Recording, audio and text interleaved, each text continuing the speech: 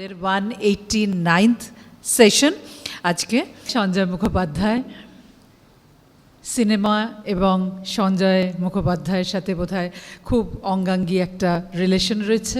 সঞ্জয় দা আমরা জানি film critic, একটা স্কলার ফিল্ম নিয়ে এসেইস্ট, কলামনিস্ট, ট্রান্সলেটর এবং কমিউনিকেশন এক্সপার্ট। সঞ্জয় দা বহু জায়গায় ফিল্ম নিয়ে কথা বলেন। যাদবপুর ইউনিভার্সিটির ফিল্ম স্টাডিজ ডিপার্টমেন্ট যেটা রয়েছে মাস কমিউনিকেশন এবং ফিল্ম স্টাডিজ, সেই ডিপার্টমেন্টটি যবে থেকে শুরু হয়েছে সেই শুরুর দিন থেকে সঞ্জয় মুখোপাধ্যায় সেখানে রয়েছেন অ্যাজ প্রফেসর এবং প্রায় 2016 পর্যন্ত উনি সেখানে শিক্ষকতা করেছেন এবং হেড অফ দ্য ডিপার্টমেন্ট হয়ে ওখানে ছিলেন প্রায় 8 বছর। আড্ডাতে আজকে রয়েছি, সেই আড্ডাটি কিন্তু একজন খুব মহান মানুষ, ফিল্ম জগতের ঋত্বিক ঘটক। 1925 থেকে 2025 100 বছর। এই 100 বছরের জন্য ঋত্বিক ঘটককে নিয়ে চারিদিকে নানানভাবে আলাপ আলোচনা, গল্প এবং তাকে নিয়ে শ্রদ্ধার্ঘ্য দেওয়া হচ্ছে। আজ মায়া আর্ট স্পেস সেই শ্রদ্ধার্ঘ্য নিবেদন করছে। সঞ্জয় মুখোপাধ্যায় আমাদের সাথে রয়েছেন। ঋত্বিক ঘটককে নিয়ে আলাপ আলোচনার মাধ্যমে আমরা আজকে শ্রদ্ধা জ্ঞাপন করব। মধুচন্দ্রা সেনের কথা বললে একটু বানানটা ঘুরিয়ে যদি মধুসন্ধ্যা বলা যায় সেটা অনেক যুক্তিযুক্ত হয়। তিনি আমাদের অকৃপণ প্রশ্রয় দেন এবং তার প্রশ্রয়ে আমি বেশ স্বচ্ছন্দ বোধ করি। তো আজকে আমরা ঋত্বিক ঘটক নিয়ে কথা বলবো। ঋত্বিক ঘটক 100 বছরে পা দেবেন খুব সামনে 4 নভেম্বর, এবং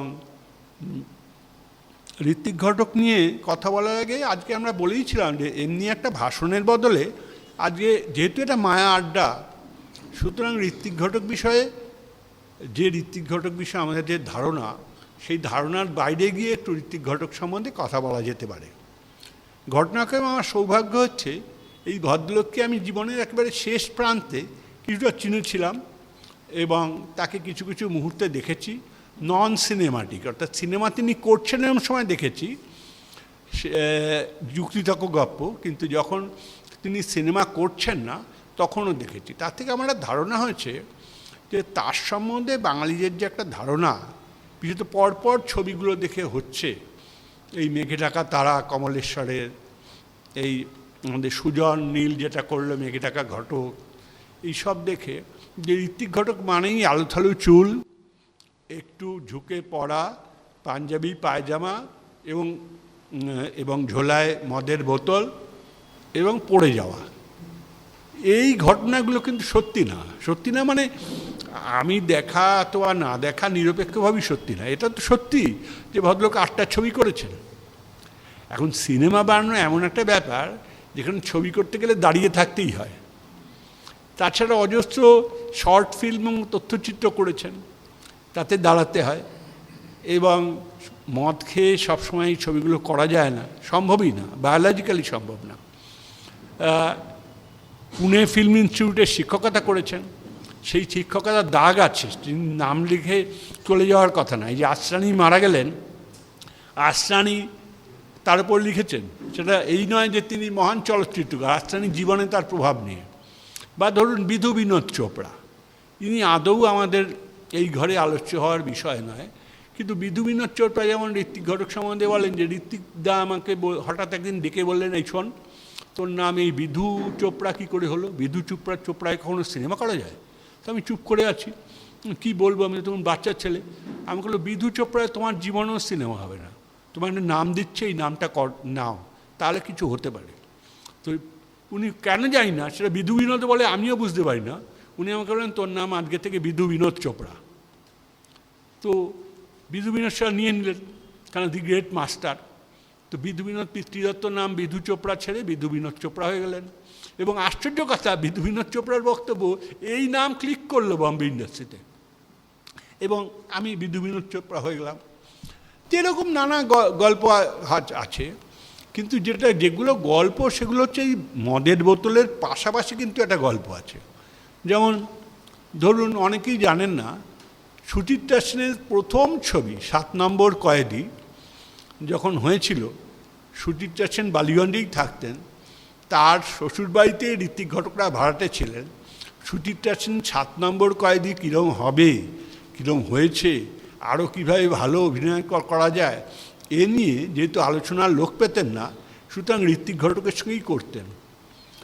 মৃত্যু ঋত্বিক ঘটকের সঙ্গে তার একটা চূড়ান্ত ভালো সম্পর্ক ছিল, কারণ যেগুলো হয় একেবারে আদি যৌবনে। তিনি সিনেমায় নামার আগে থেকে ঋত্বিক ঘটককে চিনতেন, এবং 7 নম্বর কয়েদির কথা আমরা সবাই ভুলে গেছি। সেটা সুচিত্রা সেনের জীবনে মনে রাখার মতন ছবি না, কিন্তু প্রথম ছবি। এই প্রথম ছবি বিষয়ে বিস্তৃত আলোচনা সুচিত্রা সেন করতেন ঋত্বিক ঘটকের সঙ্গে, সেটা লিখিতভাবেই পাওয়া যায়। ঋত্বিক ঘটক যেমন তার মদ খাওয়া। একদিন আমি বিখ্যাত সুরকার এবং তার খুব ঘনিষ্ঠ বন্ধু, 4 নভেম্বর ঋত্বিক ঘটকের জন্ম, 19 নভেম্বর সলিল চৌধুরীর জন্ম, এরা দুজনে অত্যন্ত ঘনিষ্ঠ বন্ধু ছিলেন এবং একজন আরেকজনের সম্বন্ধে খারাপ কথা সহ্য করতেন না। মানে সলিলদা অনেক বিনীত ছিলেন বলে তিনি যদি আপনি ঋত্বিক ঘটকের নিন্দা করেন তাহলে হঠাৎ বলবেন যে আমার না একটা কাজ আছে, ভুলে গিয়েছিলাম, এটা কি তুমি মনে করবে যদি আমরা পরের দিন এই আলোচনাটা চালাই, এখন এটা করতেই হবে বলে আপনাকে আলোচনা থেকে সরিয়ে উনি চলে যাবেন। আর ঋত্বিক ঘটক হলে আপনার পিতামাতার নাম উদ্ধার করে দেবেন। তো সলিলদা এটা আমাকে বলেছিলেন যে কী একটা প্রসঙ্গে কথা হয়েছে যে উনি নাকি অজান্ত্রিকের পর থেকে মদ খেতে শুরু করলেন। তাতে হঠাৎ সলিলদা, তখন 1/12 রোল্যান্ড রোডের ঠিকানা, বাসায় থাকতেন, সেই বাড়িতে ভাড়া। তো তাতে উনি বললেন যে তুমি কি করে জানলে যে অজান্ত্রিকের পর থেকে মদ খেতে শুরু করলো? আমি সত্যি ঘাবড়ে গেছি। আমি বললাম না, আমি জানি না, ওনার স্ত্রী লিখেছেন। তো উনি বললেন লক্ষ্মী কী করে জানলো? তো আমি বললাম সেটা আমি বলতে পারবো। বলে শোনো, প্রথম মদ, জীবনের প্রথম মদ ভবা আমার সঙ্গে খেয়েছিল। উনি ঋত্বিক ঘটকের ডাক নামটা ব্যবহার করেছেন। সেই গল্পটাও মজার। আসলে পুদফকিন এসেছিলেন কলকাতায়, তখন কমিউনিস্ট পার্টির আমন্ত্রণে একটা বক্তৃতাও দিয়েছিলেন বিখ্যাত রুশ পরিচালক পুদফকিন। কারণ হয় না, কমিউনিস্ট পার্টি তখন সিপিআই ঋত্বিক ঘটক এবং সলিল চৌধুরীকে ভলান্টিয়ার নিয়োগ করেছিল। পুদফকিনের কোনো ভলান্টিয়ার দরকার ছিল না। সলিল চৌধুরী বলছেন যে আমরা জ্ঞান হোটেলে গেলাম সকালবেলা, যেহেতু পার্টি দিয়েছে দায়িত্ব, যাই। তো গিয়েই দেখলাম যে ওর ঘরে নক করার পরে উনি বেরিয়ে এলেন, কিন্তু ভীষণ অসন্তুষ্ট। কারণ তাকিয়ে বললেন, আমার মানে যা বললেন তাতে আমার এখন দরকার নেই, 3টের সময় এসো, যদি দরকার হয় তাহলে তোমাদের জানাবো। তো আমরা বেরিয়ে আসছি, আমার একটু মন মরা হয়েছে যে পুদফকিনের সঙ্গে উৎসাহ করে দেখা করতে গেছিলাম। তো হঠাৎ উনি আমাদের দাঁড়াতে বললেন, ঘর থেকে 2টো বিয়ার ক্যান বার করে আমাদের দিলেন। তখন আমাদের মুশকিল হলো যে আমরা তো বেরিয়ে এলাম সকালবেলা 9:30 নাগাদ গ্যান্ড্রোলের সামনে, যে মনোহর দাস তরা গেছে প্রেস ক্লাবে যাওয়ার জন্য, যে সেইখানে মানে চলে গেলাম প্রথম। তখন আমাদের সমস্যা তখন দুটো। এক হচ্ছে যে আমরা কি সকালবেলায় মদ খেতে পারি? যদিও বিয়ার মদ না, তবু আমাদের মনে হলো তবু ঋত্বিকের বাড়িতে মদ খাওয়ার ট্র্যাডিশান ছিল, আমার বাড়িতে অত কিছু ছিল না। এখন কমিউনিস্ট পার্টির লোক হিসেবে আমরা মদ খাবো কি খাবো না?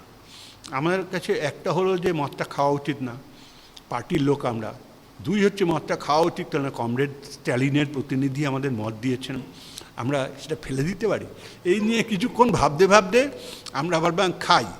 ভাবো তুমি, যে ঋত্বিক মদ ছাড়া কিছু জানে না, এখন সেই ঋত্বিক ওইটুকু বিয়ার খেয়ে আমরা উল্টো দিকে লিন্ডসে স্ট্রিটের মোড় থেকে 2টো করে পান খেয়েছিলাম যাতে বাড়িতে না বুঝতে পারে। এবং সেই আমাদের প্রথম একসঙ্গে খাওয়া। তারপর তো অনেক কিছু, সেই দিনই দেখলাম যে ঋত্বিক ঘটকে একজন প্রস্তাব দিয়েছে যে আপনাকে একটা ছবি করতে হবে, সলিল চৌধুরী মিউজিক দেখবেন। তাতে ঋত্বিক হেসে বলেছেন, সলিল করবে? আমার মিউজিক তো মদ খেয়ে পড়ে থাকে, ওকে দিয়ে কী হবে? আর সলিল বলছেন যে এই কথাটা ঋত্বিক বলেছে যে একটা ছবি কমপ্লিট করতে হয় না। তো এরকম সলিলদার কাছ থেকে শুনেছি যে ধরুন আমি লিখেওছি যে এই কোমল গান্ধার চলাকালীন একদিন ঋত্বিক খুব ভোরবেলা আমার বাড়িতে এলো বম্বেতে, হঠাৎ এসে দরজা ধাক্কাচ্ছেন। বিরক্তই হয়েছে। আমি সকালবেলা সবে ঘুম থেকে উঠেছি, তা আমি খুলে দেখি ঋত্বিক। বললাম, কী রে তুই এখানে?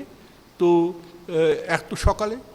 শোন, একটা প্রেমের গান তোকে লিখতে হবে। আর প্রেমের গান? কী গান? বস তুই।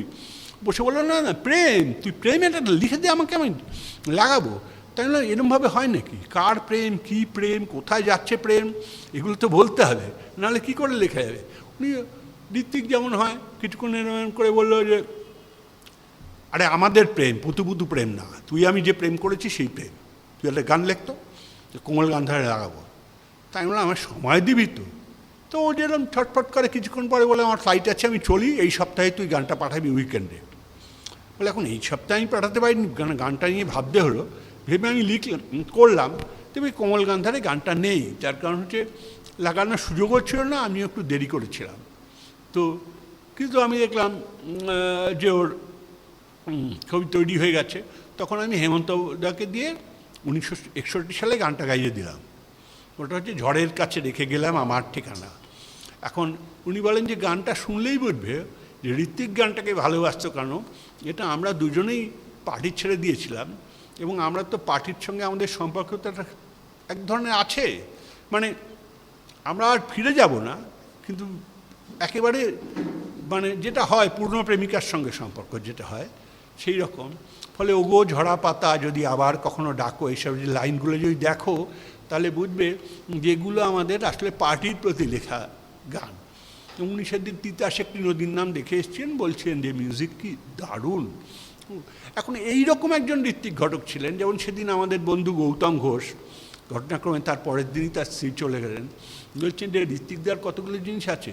একদিন দেখি ঋত্বিকদা খুব পাট করে চুল আঁচড়েছেন, ব্যাক ব্রাশ করা, দাড়ি একেবারে নিখুঁতভাবে কেটেছেন, এবং আমাদের বলছে এখন দূর হাঁটো, এখন কোনো কথা হবে না, লাথি মেরে তাড়িয়ে দেবো। তা কী হলো হঠাৎ ঋত্বিকদা এরকম ভদ্র সেজেছেন এবং বলছেন দূর হাঁটো। তারপরে সব নানা কী করে জানা গেল যে আসলে বৌদি আসবে, তার ফলে ঋত্বিকদা সেজেছে। আমিও জানি।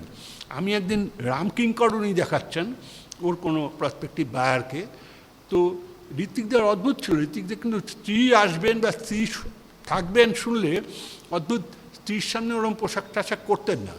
উনি বেশ একটা সুন্দর গরদের মতন পাঞ্জাবি, সেটা কিসের জানি না, কিন্তু খুব ভালো হলুদ রঙের একটা পাঞ্জাবি পরে, ধুতি পরে, মাথায় স্নান করে, নিখুঁতভাবে দাড়ি কামিয়ে, চুল ফুল পাটটা করে সেই বায়ারকে রামকিঙ্কর দেখাচ্ছেন, এবং আমাদের মহেন্দ্র কুমার পেছনে বসিয়ে দেখাচ্ছিল। এইরকম ঋত্বিকদা হতেন। এখন যেটা কথা যে এটা ঠিকই যে ঋত্বিক ঘটক তার জীবদ্দশায় 50 বছর মতো বেঁচেছিলেন। দুজন বাঙালি প্রতিভা 50 বছর বেঁচেছিলেন, ঠিক মতন কাজ করেননি, কিন্তু ইতিহাসে তাদের নাম রয়ে যায়। একজন মাইকেল মধুসূদন দত্ত ঠিক 50 বছর কয়েক মাস, আরেকজন ঋত্বিক ঘটক 50 বছর কয়েক মাস। একজন জীবনে মাত্র 6 বছর লিখেছেন, বাকি সময়টা কিচ্ছু লেখেননি, কিন্তু তাকে বাংলা সাহিত্য থেকে হাঁটানোর ক্ষমতা কারুর নেই। তিনি ইংরেজিতে কথা বলতেন, ইংরেজি অঞ্চলে থাকতেন, একমাত্র লেখার সময় ওই 6 বছর বাংলা ব্যবহার করেছিলেন। বিদ্যাসাগরকে মাই ডিয়ার ভিদ বলতেন, কিন্তু আশ্চর্য যে বিদ্যাসাগরের মতন চরিত্রবান, তার মতন চরিত্রহীন লোকের সঙ্গে মেলামেশা করতেন, এর কোনো কারণ পাওয়া যায় না। যেমন ঋত্বিক ঘটকের সঙ্গে অনেক লোক যারা মত জীবনেও মুখে দেন না, তারা কথাবার্তা বলতেন, করতেন, কেউ আছে, আর তার ছবি মাত্র 8টা। এখন কথা হচ্ছে যে এটা ঠিক যে ঋত্বিক ঘটকের জীবদ্দশায় ঋত্বিক পুরস্কার পাননি। যে পুরস্কার পেয়েছেন সেটা বলার কথা না, সেটা হচ্ছে আর দিতে হয় কোনো রকমের যুক্তিতক্ক গল্পের চিত্রনাট্যর জন্য, এটা কোনো পুরস্কার না। তার একটা ছবিও বিদেশে যায়নি। তার সম্পর্কে শেষ যুগে যারা প্রথিতযশা চলচ্চিত্র সমালোচক ছিল তারা একটিও ভালো কথা বলেননি, এখনও বলেন না। এখন চাপে পড়ে বলবেন, কেননা তাদের থেকে অনেক বড় বড় সমালোচকরা বলছে। এখন মৃত্যুর পরে সত্যি মৃত্যুর দিন একেবারে 7ই ফেব্রুয়ারি সকাল যখন ঋত্বিক ঘটক পিজি হাসপাতাল থেকে বেরোলেন, এটা অবিশ্বাস্য হলেও সত্য যে তার জন্য একটা লরি জোগাড় করা যাচ্ছিল না, কারণ লরির ভাড়া 80 টাকা। আমাদের তার জন্য বিক্ষোভ করতে হয়েছিল। তৎকালীন তথ্যমন্ত্রী এলেন, সুব্রত মুখার্জি, এসে বিক্ষোভ টিক্ষোভ দেখে উনি বুঝলেন এটা সমানো সম্ভব না, ফলে উনি লরি আনালেন, তারপরে ঋত্বিক ঘটক লরিতে উঠলেন। এই যে নিঃসঙ্গ এবং নীরব মৃত্যু, আর আজকে ঠিক 50 বছর পরে 1976 সাল, আজকে 2025 সালের শেষটা, এখন দেখা যাচ্ছে কারুর সুপারিশ ছাড়া, কোনো বিখ্যাত বুদ্ধিজীবীর সুপারিশ ছাড়া তার ছবি হলিউড অনুবাদ করছে। এমনকি আমার মতন বেটে কালো লোকের বাড়িতে ক্রাইটেরিয়ান থেকে প্রতিনিধি আসছে যদি কোনো রকমে তার অনুমোদন জোগাড় করা যায়, তাতে আমাকেও তারা পয়সা দেবেন বলছে, কিন্তু আমার তো কোনো আইনগত অধিকার নেই ঋত্বিক ঘটক সম্পর্কে ওই দেওয়ার, সেটা তার বাড়িরই ব্যাপার। রেমো বেলুর বিএফআই থেকে তার যে ছবি বেরোচ্ছে মেঘে ঢাকা তারা, তার ইন্ট্রোডাকশান দিচ্ছেন রেমো বেলুর। কোনো ভারতীয় ভাবতেও পারে না তার ছবির ইন্ট্রোডাকশান রেমো বেলুর দেবেন। মার্টিন স্করসেসে অনেকের ছবিও রিস্টোর করছেন, ঋত্বিকেরও করছেন, সেটা বরং তুলনায় কম। কিন্তু এই যে সে 5.5 minutes with Ghatak Edgar Martin পড়িয়ে বেড়ান, এই যে মার্কিন বিশ্ববিদ্যালয়গুলোতে ঋত্বিক ঘটকে পড়ানো হয়, এই যে বিএফআই এই অক্টোবর মাস থেকে ডিসেম্বর মাস অবধি যে উইক, তাতে মেঘে ঢাকা তারা এবং তিতাস একটি নদীর নাম আর পিয়াসা অবশ্য আছে গরু দত্তর, সেটা ক্রমাগত দেখিয়ে চলবে। এগুলো কী জন্য হচ্ছে? ভারতীয় সমালোচকদের সুপারিশের জন্য না। এখন তারা মুখ লুকোনোর জায়গা পান না। ঋত্বিক সাধারণত নিন্দিত হয়েছেন। ঋত্বিকের সম্বন্ধে কী বলা হতো যে না, খুব প্রতিভাবান বিষয়ে সন্দেহ নেই, কিন্তু কথা হচ্ছে কি অযান্ত্রিকের পরে কীরকম হয়ে গেল, ভীষণ এক্সেস, ভীষণ চড়া পর্দার মেলোড্রামা, ভীষণ এই ভীষণ সেই, একটা লোকের মধ্যে একটা প্রশংসা করার ইঙ্গিত পাওয়া গেল না। এমনকি এগুলো নিঃসন্দেহে কেউ ইতিহাসের হাত থেকে পরিত্রাণ পায় না। ঋত্বিক ঘটকের মৃত্যুর পরে যে সমালোচনাগুলো হয়েছিল সেগুলো নিশ্চয়ই কেউ খবরের কাগজ এবং পত্রিকার পাতা থেকে তুলে ধরবে। দেখবেন সব ঋত্বিক ঘটকের ব্যক্তিগত জীবন নিয়ে, ছবি নিয়ে প্রশংসার কিছু নেই। ছবি নিয়ে শুধু বলা আছে উনি উদ্বাস্তু জীবনের একটা ধারাভাষ্য করেছিলেন, কিন্তু সেটাও নাকি অতিরেক। এদের মধ্যে আবার কেউ কেউ ব্রাহ্ম আছে, তারা অতিরেক শব্দটা ব্যবহার করতেন, এক্সেসকে। এখন কথা হচ্ছে আমরাই দেখলাম যে 50 বছরের মধ্যে, এমনকি আমি যখন ধরুন ঋত্বিক ঘটক 6ই ফেব্রুয়ারি মারা গেছেন, তো 7ই ফেব্রুয়ারি, জুলাই মাসে এই জ্যোতির্ময় দত্তের জামাই কল্যাণ সরকার আমাকে একটা লেখা লিখতে বলেন, সেটাই ঋত্বিক তন্ত্র নামে হয়। সে বইটা প্রচণ্ড বিক্রি হয়েছে, মানে বহুবার ঢাকা এবং কলকাতায়, সেটা বহুবার বহু জায়গা থেকে সংস্করণ হয়েছে। এই যে ঋত্বিক তন্ত্র, এটা শুনে মৃণালদা ঋত্বিকদার বন্ধু হওয়া সত্ত্বেও রেগে গেল যে সঞ্জয় কি ঋত্বিককে তান্ত্রিকভাবে। এখন ঋত্বিক ঘটক এইরকম একটা রহস্যজনক উপস্থিতি ছিলেন, কিন্তু ক্রমশ বলতেই হবে যে তার পশ্চিম ভারতীয় ছাত্ররা এবং উত্তর ভারতীয় অনুরাগীরা যে কথা বলেন তার জন্যই ঋত্বিক ঘটকের এরকম খ্যাতি। এমনকি আমি বলবো কলকাতায় যা হয় ঋত্বিক ঘটক নিয়ে এই মুহূর্তে, ধরুন কেরালায় 3টে পত্রিকা খুব ভালোভাবে বেরিয়েছে ঋত্বিক ঘটককে নিয়ে, মালায়ালাম, তেলেগুতে বেরিয়েছে। এক্সক্লুসিভ ঋত্বিক ঘটক এখনও কলকাতায় বেরোয়নি। এবং আপনি দেখবেন ঋত্বিক ঘটকের ছবি সম্পর্কে সবচেয়ে বড় অসুবিধার কথা যে ধরুন সত্যজিৎ রায়ের ছবি আমরা বুঝি, এক ধরনের ফ্রেম দেখে এক ধরনের ছবি দেখে বললেন সত্যজিৎ রায়ের ইনফ্লুয়েন্স আছে, যেভাবে আমরা অপর্ণা সেনের ছবি বা ঋতুপর্ণ ঘোষের ছবি দেখে বলি যেটা সত্যজিৎ রায়ের ইনফ্লুয়েন্স আছে, মৃণাল সেনের ইনফ্লুয়েন্স আছে, এগুলো বোঝা যায়। কিন্তু সারা ভারতবর্ষে এমন একজন পরিচালকও নেই যার ছবিতে ঋত্বিক ঘটকের কোনো ইনফ্লুয়েন্স আছে।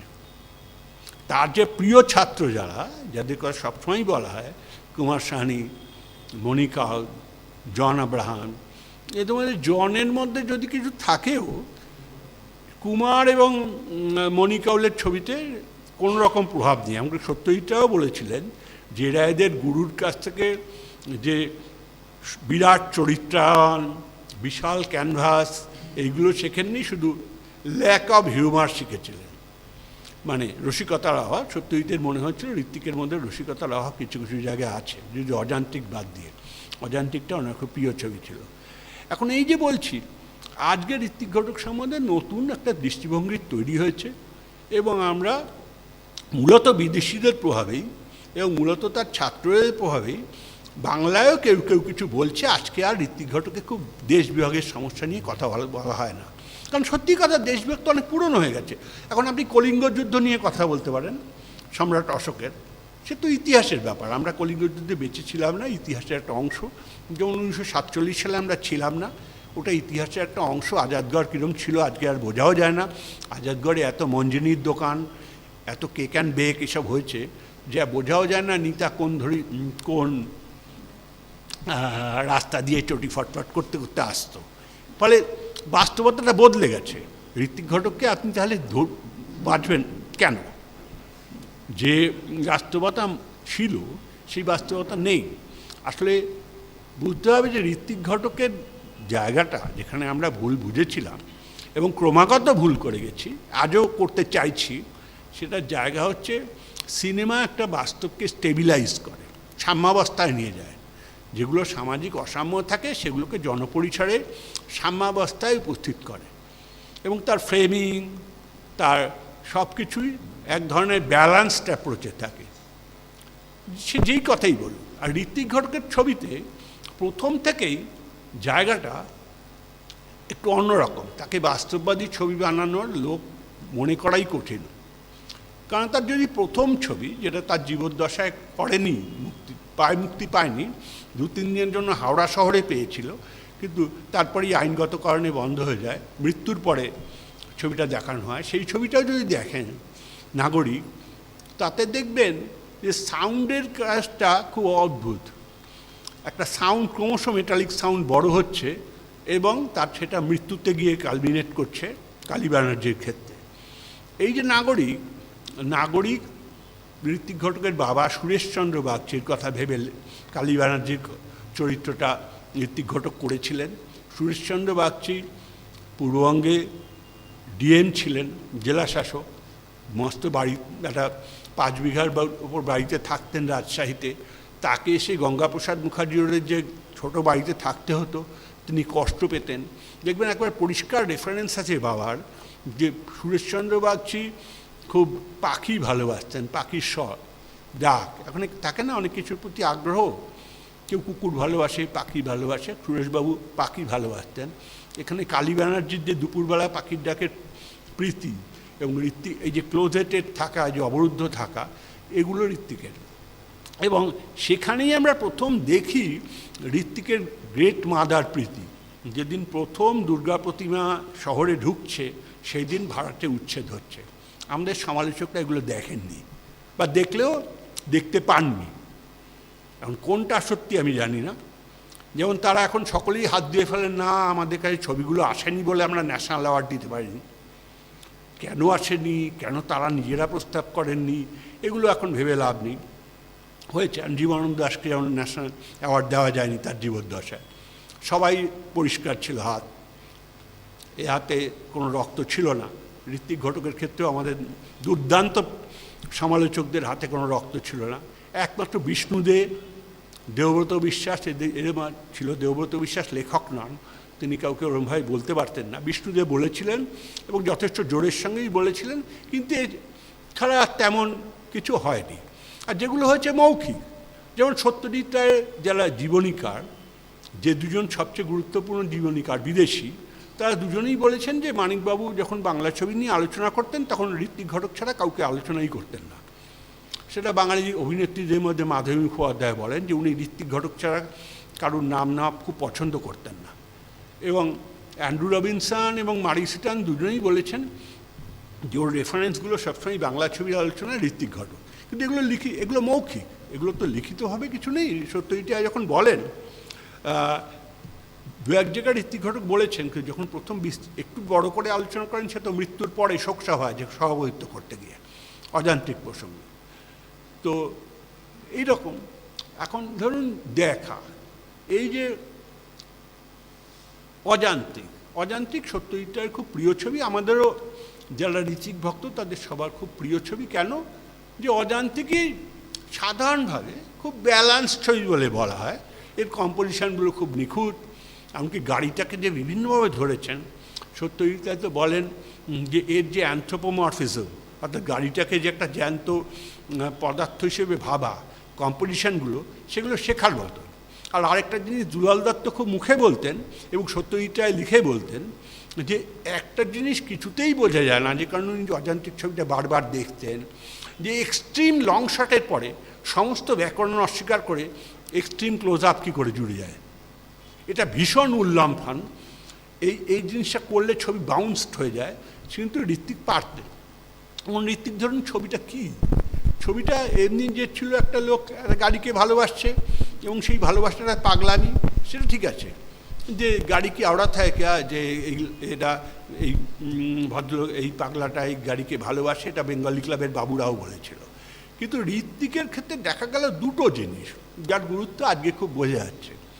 এক হচ্ছে যে গল্পটা তো ছোট্ট একটা গল্প, কিন্তু মানে আনন্দবাজার পত্রিকার একটা কলা ভাবে বড় জোর, যদি আজকে ছাপা হয় অযান্ত্রিক সুবোধ ঘোষের, ঘটনাক্রমে সুবোধ ঘোষ আনন্দবাজারের অ্যাসোসিয়েট এডিটরও ছিলেন, তার জীবনের অভিজ্ঞতা থেকে তিনি গল্পটা লিখেছেন। কিন্তু ঋত্বিক ঘটক এই ছবিতে ওরা ওদের এত জায়গা দিলেন যে এমনকি এখানে সবাই অ্যাপ্রিসিয়েট করবেন, আমরা এখন প্রথম যাদবপুরে গিয়েছি 1994 সালে, আমরা নন্দনে প্রথম এই ছবিগুলো দেখিয়েছিলাম। তার একটাতে যোগেনদা এসছেন, যোগেন চৌধুরী। আমার এখনও মনে আছে যোগেনদা ছবিগুলো দেখে মানে এই অযান্ত্রিক দেখে বেরোনোর সময় বলছেন যে আমি এই ছবিটা খুব দারুণ ছবি, এই ছবি, কিন্তু একটা জিনিস আমি বুঝতে পারছি না, তোমরা বলতে পারো। উনি বলছেন সাঁওতাল, সেটা কথা না, সেটা তো আমরা অনেক সময় মুখে বলার ভুলে বলি, যে এতখানি এই ওরা ওদের প্রাধান্য দেওয়া হলো কেন? সত্যি এটাই প্রথম এই যে মেজর ডিপার্চার ওরাওলা এলাকার থেকে। সুবোধ ঘোষের গল্পে এত ওরাও নেই তো, এত কেন, কিছুই নেই। তো ঋত্বিক ঘটকের গল্পে শুধু আছে না, বিরাটভাবে আছে। এইটাই যদি দেখেন তাহলে দেখবেন ঋত্বিকের দেখাটা আলাদা। গাড়িটাকে যে কম্পোজ করতে দেখেন, আজকে আমরা আব্বাস কিয়ারোস্তামির ছবি দেখে বুঝি যে দুটো জিনিস বুঝি মেইনলি, তাই নিয়ে কথাও হয়। গাড়িটাকে প্রথমবার যখন উনি ভালো করে লক্ষ্য করছেন, তখন গাড়িটা হঠাৎ মাঝখানে, তার সামনে ফোরগ্রাউন্ডটা অনেকখানি, তার ব্যাকগ্রাউন্ডটাও অনেকখানি, গাড়িটাকে রাখা হচ্ছে। এবং অনেক সময় অডিও সিস্টেম, সাউন্ডের লোকেশন থেকে যে সাউন্ড আমরা শুনতে পাচ্ছি গাড়ির ডিস্টেন্স তা না, এরকম আব্বাস কিয়ারোস্তামি আজকাল মাঝে মাঝেই করেন। ঋত্বিক ঘটক যে করেছিলেন এটা আমাদের কেউ খেয়ালই করলেন না। খেয়াল করে এটা ভালো কি খারাপ আলাদা কথা, তারা গল্পটা খেয়াল করছিলেন, গল্পটাও ভালো করে খেয়াল করেন। কেন করেননি আমি বলবো, এই প্রথম ভারতবর্ষের ইতিহাসে আদিবাসীদের নেওয়া হলো। শুধু নেওয়া হলো না, তারা সভ্যতার মধ্যে এলেন, ইনক্লুসিভ। আপনি ভেবে দেখবেন যে অরণ্যের দিন রাত্রিতে আদিবাসী মেয়েটি যেভাবে আসে আমাদের আকাঙ্ক্ষার পরিপূরক হিসেবে, বা যেভাবে আগন্তুকে তাদের এক্সিবিট হিসেবে দেখানো হয়, আগন্তুক 1991 সাল, অযান্ত্রিক 1958 সাল, অযান্ত্রিকে ওদের যেভাবে দেখানো হয়, এমনকি তাদের মূল ভাষা নিয়ে, হিন্দিতে না, তারা হিন্দিতে কথা বলেন, তাদের ভাষা নিয়ে যেভাবে দেখানো হয় এবং তাদের যেভাবে প্লেস করা হয়, এতে বোঝা যায় যে ঋত্বিক কন্টেম্পোরারি হিস্ট্রিটাকে বাড়িয়ে দিতে চাইছেন। এত বাড়িয়ে দিতে চাইছেন যে সেটা আমরা চট করে ধরতে পারিনি যে 1950s এই জিনিসটা কেন ভাববেন উনি। আজকে অনেক সাবল্টান হিস্ট্রি, অনেক ট্রাইবালদের কেন আনা হচ্ছে না? ট্রাইবালদের কোন বাংলা সিনেমা আনা হয়েছিল? ট্রাইবাল ভালো ছিল। ঋত্বিক প্রথম তার ল্যান্ডস্কেপ নিয়ে গেলেন। এই যে বলা হয় বাঙালি, ঋত্বিকের প্রথম ছবি তো বিহার, ঝাড়খণ্ডে, এখন ঝাড়খণ্ডে, সেখানে। এবং এই যে মেয়েগুলো, এই যে লোকেরা, তারপর ধরুন ওর গাড়িটাকে দেখার তো সত্যি ছতুরিটা যে জিনিসটা মারাত্মক, যে এত ক্লোজ ফ্রন্টালিটিতে গাড়িটা জল খাচ্ছে, ভাগ ভাগ ভাগ করে আওয়াজ হচ্ছে, গাড়িটা সত্যি মনে হয় মানুষ, গাড়িটার অভিমান হচ্ছে, তাই দেখে আবার তার চোখে পর্দা দিয়ে মুছে দেওয়া হচ্ছে, ইত্যাদি ইত্যাদি। সেগুলো তো সত্যিই আলাদা কথা, কিন্তু এক একটা জায়গায় উনি নিয়েছেন যেগুলো প্রায় দুর্বোধ্য। যেমন persecution of the full, Bible থেকে নেওয়া যে গল্পটা, যে কালী ব্যানার্জি প্রাণপণে গাড়িটাকে আটকাচ্ছে, বাচ্চাগুলো ইটের ঢেলা মারছে, সেই জায়গাগুলো। এবং ধরুন আরেকটা জায়গা যেগুলো কি ব্যাখ্যা করা মুশকিল, যে ওই যে মেয়েটিকে ইলোপ করে অনিল চ্যাটার্জি পালিয়ে এলেন, তাকে নিয়ে যাচ্ছেন, এবং সুলতান ওই বাচ্চাটা সে গাড়িটার সঙ্গে যাচ্ছে। গাড়িটা বাংলোতে পৌঁছে প্রথম ওই সুলতান গাড়িটা চালিয়ে দিল, তারপরে সে স্টিয়ারিং ঘুরিয়ে দিয়েছে কিন্তু ব্রেক করা জানে না, ফলে গাড়িটা ঘুরছে বিভৎস। এবং সেই সময় কাজল গুপ্তের যে হাসি, এবং হাসিটা হঠাৎ থেমে গেল যখন কোনো রকমে গাড়িটা দাঁড় করালো, যে মৃত্যু এবং সৌন্দর্য পাশাপাশি এতে দাঁড়ালো, এটা কি করে হয়? এর মানে কি? ঋত্বিকের অনেকগুলো জায়গায় আছে যেগুলো সৌন্দর্যের পরপারে, কিন্তু সেইগুলো নিয়ে কথা বলা হয় না। ওরকম এক্সট্রিম লং শটে মেয়েটি বসে আছে একটা হিলকে, সেই যে ছবিটা না, যে লং শটগুলো মারাত্মক। সবচেয়ে বড় কথা যে ঋত্বিকের ছবির বৈশিষ্ট্য ধরা পেয়েছিল তখনই যে ঋত্বিক দেখবেন ফ্রেমে ল্যান্ডস্কেপকে অতিরিক্ত প্রাধান্য দেন। এটা আমরা কখনোই খেয়াল করি না যে এই এত প্রাধান্য কেন। যেমন আমি বলছি, যেটা আমরা সবচেয়ে বেশি মানে ঋত্বিকের যে ছবিটা সবাই বেশি দেখেছেন একেবারে মুখস্থ লোকের, যে এই যে দাদা আমি বাঁচতে চেয়েছিলাম, সেখানে যখন নিতাকে দেখানো হচ্ছে এত বড় পর্দা, তার কোথাও না ওই কোণে নিতা বসে আছে সমস্ত পর্দাটা ছেড়ে দেওয়া ল্যান্ডস্কেপের জন্য। এটা কি, এটা কোন গ্রামার অনুযায়ী হচ্ছে? হয় ঋত্বিক ঘটক গ্রামার জানেন না, লেখাপড়াই জানেন না, অশিক্ষিত বাঙালি সাংবাদিকদের মতে যা, আর নয়তো ঋত্বিক ঘটক লেখাপড়া জানেন। যেমন আমরা গ্রিক ভাষা বুঝতে পারি না, ইটালিয়ান বুঝতে পারি না, আমরা বুঝতে পারিনি এর একটা কিছু হবে। যখন প্রথম ছবিটা যখন শুরু হচ্ছে, আপনি এমন ক্লাসিক্যালি আমাদের করা উচিত। আমরা যদি মধুসন্ধ্যা সেনকে আমাদের দেখাতে হয়, তাহলে আমরা ক্রমশ মধুসন্ধ্যার দিকেই এগিয়ে যাব ক্যামেরা দিয়ে। ধরুন আদর্শ দৃষ্টান্ত, বাংলায় সবচেয়ে আদর্শ দৃষ্টান্ত হচ্ছে, আদর্শতম হচ্ছে 1964 চারুলতা। ছবি শুরু হচ্ছে, একজন মহিলার দিকে আমাদের দৃষ্টি কেন্দ্রীভূত হচ্ছে, তাকেই আমরা অনুপুঙ্খে দেখছি, কোনো কথা নেই। এবং 7:30 থেকে 8:15 মিনিটের মাথায় তাকে দেখা আমাদের সম্পূর্ণ হলো প্রথম পর্যায়ে দিনের বেলা, তারপরে রাত্রিবেলা দেখা হবে।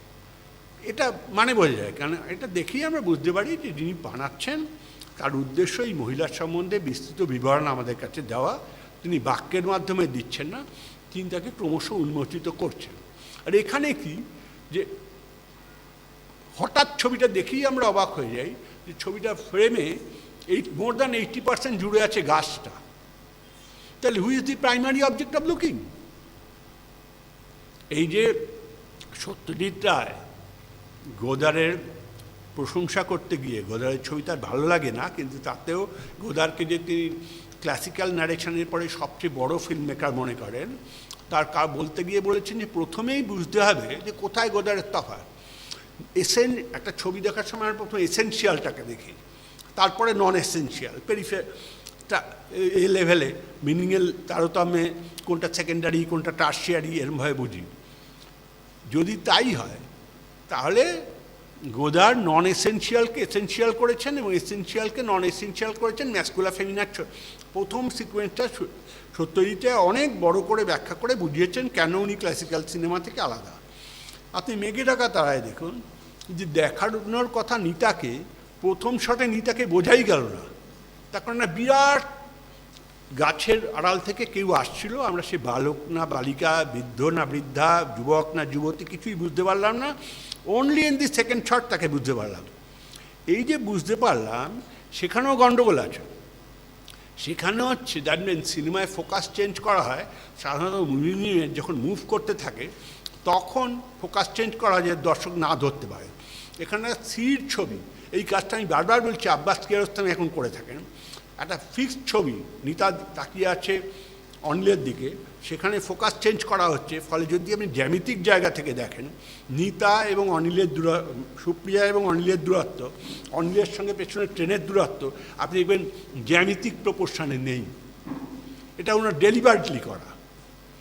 এবং এইভাবে উনি নানা কম্পোজিশন করতেন, যেমন এই শেষের কম্পোজিশনটা যেখানে উনি করেন, যেখানে উনি প্রাইমারি অবজেক্টকে ছেড়ে দিয়ে প্যানিং করেন এবং আকাশে কোথাও বিদ্যুতের কথা নাই, কিন্তু আকাশে বিদ্যুৎ বন্যী অভিশাপ গেল লেখি। কারণ এই যে এত কঠিন রেফারেন্স, এইটা দেওয়া, এটা সিনেমার দর্শক বোঝে না। সিনেমার দর্শক গোদা লোক, সে আলুর চপ খেতে চায় রাস্তায় দাঁড়িয়ে, এও খেয়ে আর তেল ঠেল মুছে বাড়িতে চলে গেল। এ তো শেক্সপিয়ার পড়ার লোক না, এ তো গেটে পড়ার লোক না, যেটা উপন্যাসে সম্ভব। ধরুন আমি বোঝাচ্ছি কি, এখন এটা শুধু ঋত্বিক ঘটকের সমস্যা না, এটা সবারই সমস্যা। যেমন আমি গতকাল অন্য একটা কারণে first for films in my লাইফের প্রিফেস পড়ছিলাম, ওরই লেখা। তাতে আমার চমৎকার লাগলো যে একটা জায়গায় ট্রুফো লিখছেন যে সেক্স এরোটিকা আমরা সিনেমায় কি অক্ষম দেখানোর জন্য। কারণ সিনেমাটা মুশকিল হচ্ছে, সিনেমায় সব চোখে আঙুল দাদা। আমি চুমু খাচ্ছি বললে চুমু খাওয়াটা দেখাতে হয়, আমি কিছু ফিজিক্যাল রিলেশনশিপ করছি বলে ফিজিক্যাল রিলেশনশিপ দেখাতে হয়, আর কোনো উপায় নেই। উনি বলছেন যে সিনেমা যে কত আন্ডার ডেভেলপ সেটা বোঝা যায় হেনরি মিলারের উপন্যাস পড়লে। হেনরি মিলার সেক্সের ব্যাপারে এত দুর্দান্ত, মানে পর্নোগ্রাফি লজ্জা পাবে, কিন্তু পর্নোগ্রাফি উনি লেখেন না, উনি একজন বিরাট আর্টিস্ট বলে ওই জিনিসটি ডিল করেন। সে কি উনি সিনেমা পারবে? দুপুর জিজ্ঞাসা, আপনি কি বার্গম্যানও কি পারবেন? পারবেন না, কারণ এই ভীষণ ডেলিকেট জিনিস, সিনেমা অনেক স্থূল মাধ্যম। এখন ঋত্বিকের কথা দেখলে বোঝা যায় যে ঋত্বিক যখন এই জিনিসগুলো ডিল করেন তখন চলে যান অন্য প্রান্তে। যেমন আমি যে অযান্ত্রিক বললাম, অযান্ত্রিক যে বিমলের পাগলামিটাকে উনি এত এভাবে দেখালেন। বিমলটা কে? দেখবেন সমস্যাটা যদি ভালো করে দেখেন তাহলে উনি তো অত্যন্ত সেরিব্রাল ছিলেন। বিমলকে ওর কে বিমলের পাগলামির তুল্য? আমার মনে হয় মানে সেটাই মনে হয়, মানে নানা পারিপার্শ্বিক দেখে মনে হয় যে বাঙালি চিন্তকদের মধ্যে সবচেয়ে প্রামাণ্যভাবে যন্ত্রবিরোধী রবীন্দ্রনাথ ঠাকুর। ওয়ার্থ হিজ নেম আর কি, মানে রবীন্দ্রনাথ ঠাকুরের মতন বড় চিন্তক বাঙালিদের মধ্যে আসেও নি আধুনিককালে। এবং তিনি 1922 সালে মুক্তধারা এবং 1926 সালে রক্তকরবী দুটো লেখায় তিনি যে পরিমাণে যন্ত্র সভ্যতার বিরোধী কথাবার্তা বলেছেন, তার সঙ্গে যদি আমরা গান্ধীজির যমুনালাল বাজাজকে লেখা চিঠিগুলো, আহমেদাবাদের তাৎকলগুলোর বিরুদ্ধে যাদের লেখা, সেগুলো যদি পড়ি তাহলে আমরা বুঝি ঔপনিবেশিক শাসনে যন্ত্র কী পরিমাণ অভিশাপ ভারতবর্ষে বহন করে এনেছিল। এবং আমাদের যন্ত্রবিরোধী মনোভাবটা এই জন্যই তৈরি হয়েছে যে কোনো যন্ত্র দেখলে আমরা ঘাবড়ে যাই। এবং নন্দীগ্রামের সময় দেখুন, মূল আপত্তিটা হচ্ছে যে কৃষি জমি, সুস্থ জীবনযাত্রা, সেখানে কোনো যন্ত্র আসবে। যন্ত্র আসা মানেই একটা ব্রথেল হওয়া, কিছু অ্যান্টিসোশ্যাল হওয়া, কিছু ইলিসিট লিকার সব তৈরি হওয়া। এবং লোকে কখনো ভাবে না যে আমেরিকা বা জার্মানিতে যেরকম যন্ত্র আছে, কিন্তু বোঝা যায় না যে এই এত বড় বড় যান্ত্রিক অঞ্চলগুলোতে তো কোনো অসভ্যতা নেই। কিন্তু আমাদের এখানে যেহেতু কলোনিয়াল সিস্টেমেই আছে, যেখানে কারখানা আছে আপনি জানেন সেখানেই সন্দেহজনক জায়গা, আপনি তার 1 কিলোমিটারের মধ্যে বাড়ি করতে চাইবেন না, কারণ এগুলো তো লাভের জন্যই শুধু তৈরি হয়েছিল, অন্যান্য কনসিডারেশনগুলো তো কম ছিল। এখন এই যে রবীন্দ্রনাথ লিখেছেন, ধরুন রক্তকরবীতে বিশু পাগলা যদি আপনি দেখেন, বিশু পাগল কে? বিশু পাগল এমন একজন পাগল যে প্রাচীর, রবীন্দ্রনাথের ভাষায়, যে প্রাচীরের ওপর থেকে ওপারটা দেখা যায়, যে ওপারটা নন্দিনীও দেখতে যায় না, যে ওপারটা রঞ্জন তো জানেই না। রঞ্জন প্রাণ দিতে জানে, রঞ্জনের পড়ে থাকা রক্তে ফুল লাল হয়ে যায়। নন্দিন রাজার হাত ধরতে জানে পাওয়ারের জন্য, রাজাকে করুণাও করতে জানে, কিন্তু ওপারটা দেখার জন্য রবীন্দ্রনাথের প্রতিভা আবিষ্কার করে বিশু পাগলকে, যে ওই প্রাচীরের ওপর বসে ওপারটা দেখা যায়। সেই ওপারটা রবীন্দ্রনাথ নিজেও জানেন না, জানার কথা নয়। এই জন্যই বিশু পাগল আমাদের কাছে উপহার। বিমল হচ্ছে এমন একজন লোক যে একটা প্রাচীর, ওই একই বিশু পাগলের স্বাধীনতা উত্তর অবদান, যে তার ওপরে উঠলে ওপারটা দেখা যায়। কারণ সত্যি স্বাধীনতা উত্তর ভারতবর্ষ গাড়ির দরকার ছিল, যন্ত্রের দরকার ছিল।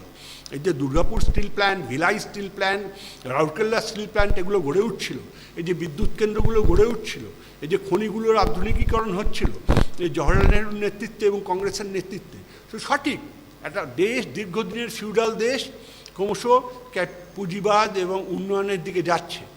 কিন্তু এই যে যাচ্ছে, এই যাওয়াটা কিভাবে বুঝব? যন্ত্র যে দানব নয় শুধু, সে যে প্রেমিকাও হতে পারে।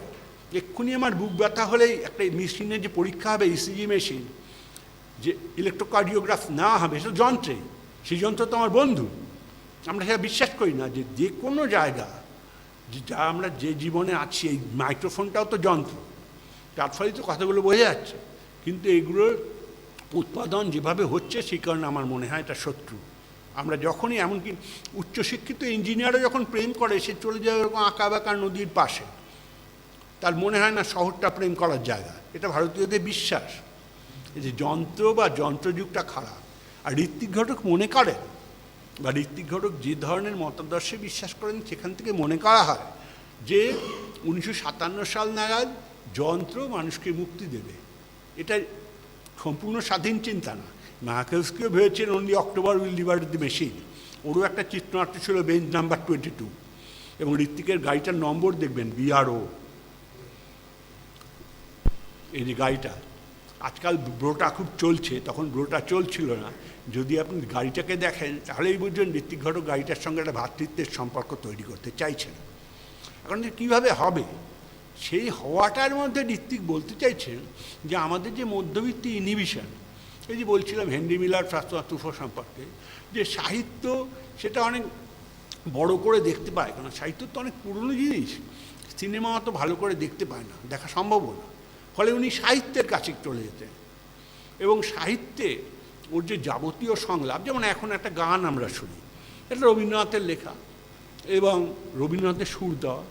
গানটা নিয়ে আমাদের কারোর কিছু বলার নেই, কারণ বললেই লোকে ওরকম হয় যে আমাদের একজন বিটি টিচার, তখন প্র্যাকটিস টিচিং হতো, তিনি এসে আমাদের ক্লাসে বলেছিলেন যে রবীন্দ্রনাথ একজন বড় প্রতিভা। তাতে যা হয়, আমার ক্লাসে আমার পাশে বসতো সুভাষ ভৌমিক, পেছনে বাপি লাহিড়ী, এইসব লোক।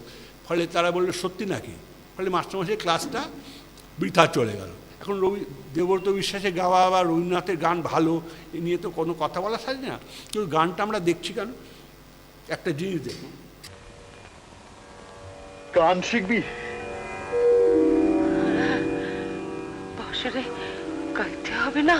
যে রাতে মোর দুয়ার গুলি ভাঙলো ঝড়ে,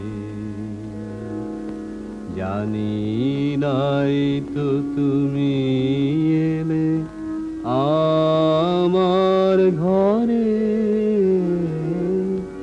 যে রাতে মোর দুয়ার গুলি ভাঙলো ঝড়ে, সব যে হয়ে গেল কালো,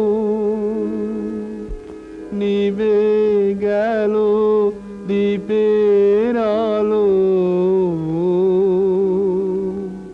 সব যে হয়ে গেল কালো, নিবে গেল দ্বীপের আলো, আকাশ পানে হাত বাড়ালে কাহার তরে, জানি নাই তো তুমি এলে আমার ঘরে, যে রাতে মোর দুয়ার গুলি ভাঙলো ঝড়ে, অন্ধকারে রইলু পড়ে স্বপ্ন মানি, ঝড় যে তোমার জয় ধ্বজা তাই কি জানি,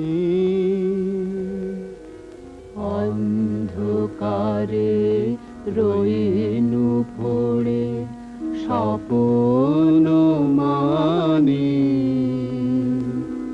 ঝড় যে তোমার জয় ধ্বজা তাই কি জানি,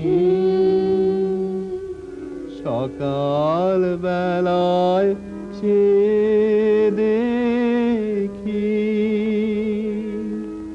দাঁড়িয়ে আছো তুমি কি, সকাল বেলায় সে দেখি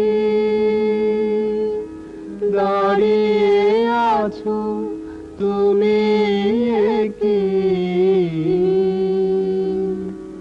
ঘর ভরা শূন্যতারি বুকের পরে, জানি নাই তো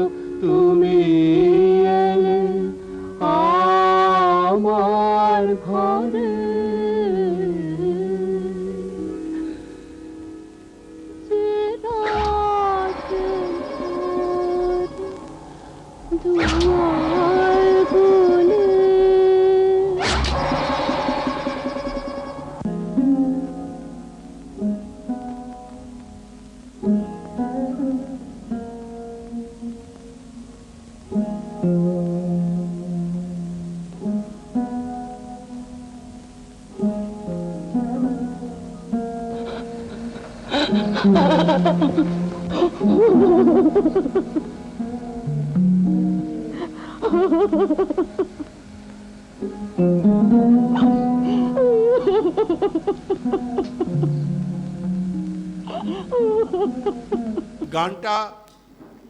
গেয়েছেন দেবব্রত বিশ্বাস এবং গীতা ঘটক। আপনি ভালো গান শুনলে 1965 সালে হরিসাধন দাশগুপ্তের একই অঙ্গে এত রূপেও এই গানটা শুনতে পাবেন, যেখানে দ্বিজেন মুখোপাধ্যায় গানটা গেয়েছেন। এখন আমি এই সব তর্কে যেতে চাই না, এগুলো ঠিক শিল্পের তর্ক না, দ্বিজেন বড় না দেবব্রত বড় ইত্যাদি ইত্যাদি মানে যেতে চাই না। দ্বিজেনবাবুও ভালোই গিয়েছেন, দেবব্রতও ভালো গিয়েছেন। এখন মুশকিল হলো কেন দেবব্রতর উপর ইনসিস্ট করছিলেন ঋত্বিক ঘটক, এবং এই ছবিটায় গানটার ভূমিকাটা কী। দেখুন, যদি কম্পোজিশনের দিক দিয়ে দেখেন তো প্রথম দিকে আমার মনে হবে যে ঋত্বিকের কম্পোজিশনের প্রচণ্ড বড় বড় গ্রামাটিক্যাল ফল্ট আছে। যদি আপনি বাস্তববাদের দিক দিয়ে দেখেন, এটা মোটেই বাস্তববাদী প্রতিরূপায়ণ নয়। কেন নয়? প্রথমেই দেখুন, ঘরটাকে অতিরিক্ত অন্ধকার করে দেওয়া হয়েছে, আমরা ঘরটা বুঝতে পারছি না যে ঘরটা চৌকো না গোল, লম্বা না কি ইত্যাদি ইত্যাদি। সেটা আপনি বলতে পারেন রাত্রিবেলা সাধারণ কলোনির ঘর, উনি জানাতে চাইছেন না, হতে পারে, আমরা খানিকটা ওনাকে গ্রেস দিচ্ছি। কিন্তু এইবার যেটা আমাদের অবাক লাগে যে গানটা গাওয়ার সঙ্গে সঙ্গে উনি ঘরটাকে আরও অন্ধকার করে দেওয়ার জন্য চলে আসেন, কিন্তু সেখানে উনি আমাদের একটা ঠকিয়ে দেওয়ার চেষ্টা করেন। জানলা দিয়ে ঢোকা ছোট ছোট ছোট খুপড়ির আলো, তার থেকে বোধহয় সুপ্রিয়া চৌধুরীর ঘাড় দেখা যাচ্ছে এই ভেবে, কিন্তু এই আলোতে সুপ্রিয়া চৌধুরীর ঘাড় দেখার কোনো প্রশ্নই ওঠে না। এটা অবাস্তব, অহাইসেন বাস্তব, ইরিয়াল। তাহলে উনি ঘাড় দেখাচ্ছেন কেন? হঠাৎ সুপ্রিয়া চৌধুরীর ঘাড়টা এমন কি প্রদর্শনযোগ্য জিনিস হলো? আচ্ছা, যদি হয়, এবার তৃতীয় জিজ্ঞাসা আমাদের, যে গাইছেন অনিল চট্টোপাধ্যায় এবং সুপ্রিয়া চৌধুরী লিপ দিচ্ছেন, ওদের দেখা যাচ্ছে ওদের কেন ক্যামেরা ক্রমশ ট্র্যাক আউট করছে এবং এমন জায়গায় নিয়ে যাচ্ছে সেখানে আমরা ওদের ভালো করে চিনতে পারছি না।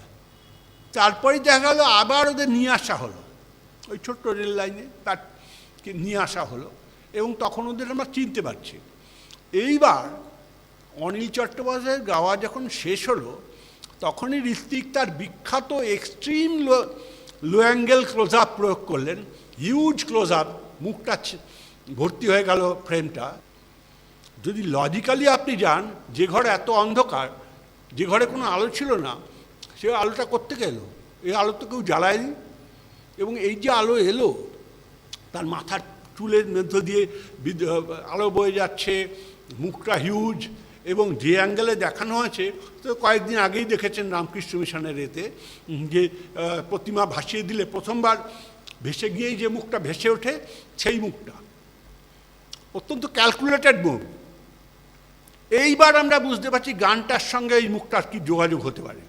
এবং তারপরে দেখলাম সুপ্রিয়ার আরও যে জায়গা, যেগুলো জ্যোতিরিন্দ্রমূর্তির সৌজন্যে চাবুকের দাগ আমরা আবার শুনেছিলাম। প্রথম ভারতবর্ষে রবীন্দ্রসঙ্গীত ভাঙা হলো, কারণ স্বরলিপিতে কোনো জায়গায় চাবুক ছিল না।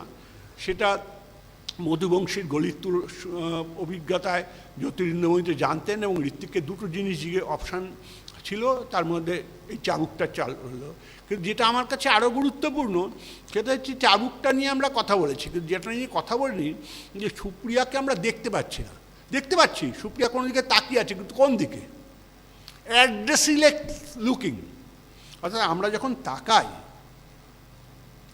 তাকাই, যেমন এই যে মনীষা বসে আছে, মনীষাকে আমি দেখতে পাই, আমার তাকানোর জন্য আমি আমার দৃষ্টিপথকে সংহত করেছি মনীষাকে দেখার জন্য। কিন্তু সুপ্রিয়াকে দেখার জন্য আমরা কোন দৃষ্টিপথ সংহত করলাম? সুপ্রিয়াই বা কাকে দেখছে? তার ভাইকে দেখার কথা ছিল, ওই আইল্যান্ড ভাইয়ের সঙ্গে ম্যাচ করবে না। তা কোন জায়গায় সে আছে, আমরা কোন জায়গায় আছি? ভিসাভিস দর্শক সুপ্রিয়া চৌধুরী কোথায়, নিতা, ভিসাভিস ভাই শঙ্কর, সুপ্রিয়া চৌধুরী কোথায়? এই যে চূড়ান্ত আনসার্টেন জায়গাটা ঋত্বিক তৈরি করলেন, যদি ক্লাসিক্যাল সিনেমার ব্যাকরণ বলেন, গ্রামার বলেন, তাহলে ভুল। কারণ উনি এক ধরনের স্বেচ্ছা নির্বাচিত সংশয় তৈরি করছেন। ফটোগ্রাফ যা একেবারে অব্যর্থভাবে শনাক্ত করে, সেই শনাক্তকরণের অভিজ্ঞতা কেড়ে নিচ্ছেন, ফলে আমরা বুঝতে পারছি না হোয়াট ইজ হ্যাপেনিং। এখন এই যে আমরা বুঝতে পারলাম না, এই না বুঝতে পারার মধ্যেই উনি ম্যাজিশিয়ানের মতন একজন মানবীকে দেবী করে দিলেন।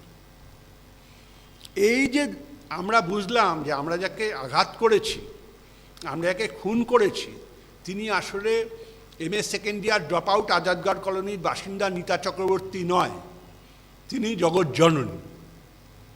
এটা করতে গেলে ফটোগ্রাফিক কিছু কিছু আয়োজন করতে হয় মুভি সিনেমার, সেটা একেবারেই ভারতবর্ষে অপ্রচলিত ছিল। এবং এই যে কড়া, এই কড়ায় কিন্তু ঋত্বিক ঘটক আমাদের ইঙ্গিত দিয়েছিলেন। আমাদের মুশকিল হচ্ছে কলোনিয়াল মনোভাবের জন্য না, আমরা কখনো যদি আমাদের ধরুন আমাদের কোনো লোক এখানে কিছু করে, তাহলে আমরা দেখতে পাই না, কারণ সাহেবরা লেখেনি, ইংরেজিতে লিখলেই হবে। এই যে ঘাটটা দেখানো হলো, বস্তুত ঋত্বিক ঘটকের সুপ্রিয়া চৌধুরীর প্রীতির একটা কারণই হলো যে জায়গায় উনি গ্রেট মাদারকে ব্যবহার করেছেন, এই গ্রেট মাদার প্রীতিটাও শুরু হয় 1955 সাল থেকে। 1955 সালে ঋত্বিক ঘটকের জীবনে দুটো ঘটনা ঘটে। এক হচ্ছে পথের পাঁচালী উনি দেখেন, দুই হচ্ছে উনি এরিক নিউম্যানের বইটা কেনেন। সেই বইটা ওর বাড়িতে আমি দেখেছি, যেভাবে লেখা তাতে বোঝা যায় বইটাকে উনি তন্ন করেছেন। এবং আপনাদের কারুটাই ভালো লাগতে পারে যে এই বইটা থেকেই উনি নিউম্যানের কথা জানেন। উনি সরাসরি পড়েননি, আমি দায়িত্ব নিয়ে বলছি। যদি পশ্চিমবঙ্গ সরকার বাড়িটাকে খোলে, এখন তালায় আছে, সেটা সরকারের দায়িত্বে, তাহলেই ওই বইগুলো দেখে বলে দেওয়া যায় যে উনি সরাসরি কার্ল গুস্তাভ ইউংকে পড়েননি, উনি পড়েছেন এরিক নিউম্যানের সূত্রে। এবং উনি না, পৃথিবীর আরেকজন বড় চলচ্চিত্রকারও পড়েছিলেন, ইন্ডিপেন্ডেন্ট অফ হিম, তার নাম ফেডেরিকো ফেলিনি। দুজনের ছবিতেই প্রায় একই সময় লাদল চেভিতা এবং সুবর্ণরেখায় ইউং এবং নিউম্যান এসে উপস্থিত হয়েছেন। কিন্তু এই যে উনি পড়লেন, এখন আমরা গানটাকে বুঝতে পারছি, গানটা তো কুমার সম্ভবমের গান, একটা ব্যর্থ কুমার সম্ভব উনি তৈরি করতে চাইছিলেন। এই যে ট্র্যাডিশন এবং এই যে জিনিসটাকে রাখা, এটা এত অত্যাধুনিক। এই যে ঘাড়ের কথা বলছি, আমি দেখাচ্ছি, এই যে ঘাড়ের কথা বলছিলাম, এই ঘাটটাকে উনি ক্লু হিসেবে রাখলেন, যেটা সম্ভব না। আমি বলছিলাম ইডিয়াল, এটা যদি গ্রামারের কথা, এই যে এখানে আমাদের দেবাশিস বসে আছে, এ তো সিনেমা বানায়, তো এটা কোনো বাস্তবে মেনে নিতে বাধ্য নই, ঋত্বিক ঘটক দেখালেই হলো। এটা উনি ডেলিবারেটলি এই জায়গাটা দেখিয়েছেন। কেন? দেবীর ঘাড় অনেক দীর্ঘ হয়। আমি সুপ্রিয়া চৌধুরীকে বলেছিলাম, উনি বললেন, ও এই তো আমি ঋত্বিকদা কোনোদিন বলেননি। সেটা বলেননি, সেটা ওর ব্যাপার। কিন্তু দেখবেন কোমল গান্ধারে এবং এই দুই জায়গায় সুপ্রিয়া চৌধুরীর ঘাড়, এই জায়গাটা সাধারণ মহিলাদের তুলনায় বড়। কেন এটা ঋত্বিক ব্যবহার করেছেন? এখন কুমারটুলি বা এতে গেলে দেখবেন পোটোপাড়ায় যে দেবীর শরীরে যখন মাথাটা বসানো হয়, তখন জায়গাটা স্পেসটা বড় লাগে। ঋত্বিক ক্লু দিচ্ছেন, যেমন কোনো খুন হয়ে গেলে পুলিশ এসে প্রথম ক্লু খোঁজে, এটা ক্লু টুয়ার্ডস অ্যাচিভিং দি গ্রেট মাদার। এই যে ক্লু, এই ক্লু পরে ওই আলোকোচ্ছ্বাসের মধ্যে ধরা পড়ে। এখন এইভাবে সিনেমা দেখার অভ্যেস আমাদের দেশে নেই। আমরা এক ধরনের জায়গা ভেবেছিলাম, যেমন এক ধরনের জামা পরতে আমরা ভেবেছিলাম এই জামাটা ভালো, কিন্তু অফিস যাওয়ার সময় যে ফর্মাল শার্ট লোকে পরে, সেইটাই একমাত্র শার্ট না, নানা রকম জিনিস হতে পারে, টি শার্ট হতে পারে, পাঞ্জাবি হতে পারে, অনেক কিছু হতে পারে, মহিলাদেরও তাই হতে পারে। তো এই যে জায়গাগুলো, এইগুলো আমরা দেখিনি। এই না দেখার ফলে হয়েছে কি, ঋত্বিক ঘটককে নিয়ে সংশয় হচ্ছে যে একজন বাস্তববাদী শিল্পী। এই যে বাস্তববাদ বলতে আমরা অনুপুঙ্খভাবে পরিপ্রেক্ষিত ব্যবস্থা ভেবেছি যে ক্যারেক্টারগুলো কোথায় থাকে। এই যে পরিপ্রেক্ষিত ব্যবস্থা, সেন্ট্রাল পার্সপেক্টিভ সিস্টেম, এই যে যাকে আলবার্টিয়ান পার্সপেক্টিভ বলে বা কোয়াত্রোসেন্টো পার্সপেক্টিভ বলে, এসব আলবার্টিয়ান আর কোয়াত্রোসেন্টো বললে লোকে বুঝবে আমি ইংরেজি পড়েছি, কাজে আমি ছেড়ে দিয়ে একদম বলছি যে সেন্ট্রাল পার্সপেক্টিভ সিস্টেম, যে ছবি তোলা হয়, এই সেন্ট্রাল পার্সপেক্টিভ সিস্টেমের ছবি তুলতে গিয়ে যে ব্যালেন্সড জায়গাটা খোঁজার চেষ্টা করা হয়, সেটা ঋত্বিক ঘটক নিজে বারবার ধ্বংস করেছেন। এবং ধ্বংস করার ফলে হচ্ছে কি, লোকে বুঝতে পারছে না যে উনি কী বলতে চাইছেন। যেমন আমরা এই মেঘে ডাকাতার ওই জায়গাটা দেখি,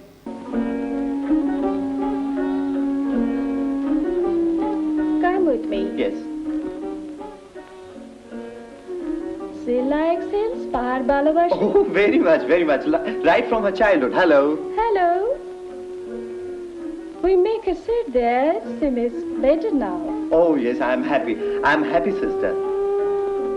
But remember, don't excite her. She may have a relapse or should বাড়তে পারে, which is dangerous. Keep her happy. খুশি রাখবেন. Yes, sister. Yes. She is there. Oh, thank you, sister. Thank you. Need not mention.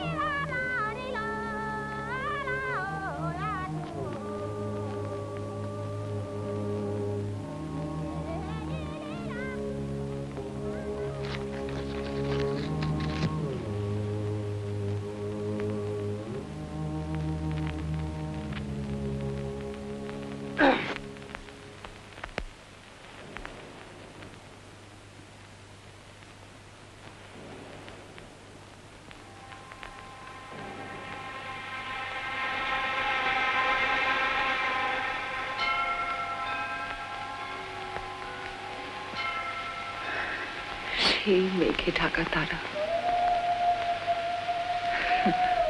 সানাতের চিঠিটা,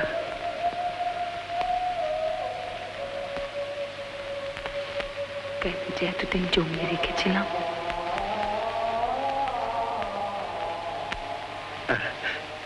জানিস, আমাদের বাড়িটা না দোতলা উঠে গেছে, আর গীতার ছেলেটা সে তখন হাঁটছে। খুব বুঝলি? দুরন্ত খেলে না, হ্যাঁ। খুব লাফায় ঝাপায়, খুব খেলে না। বাবা লাইফটা একেবারে হেল করে ছেড়ে দিয়েছে। যখন তখন দোতলা সিঁড়ি বেয়ে ওপরে উঠে যায় একা একা। বাচ্চাটার এমন একটা প্রাণ হয়েছে না রে, সব সময় হই হুল্লোড় করে। এই দোতলা সিঁড়ি বেয়ে ওপরে ওঠার হচ্ছে কি একটা ইচ্ছে না। দাদা, আমি কিন্তু মারতে চেয়েছিলাম।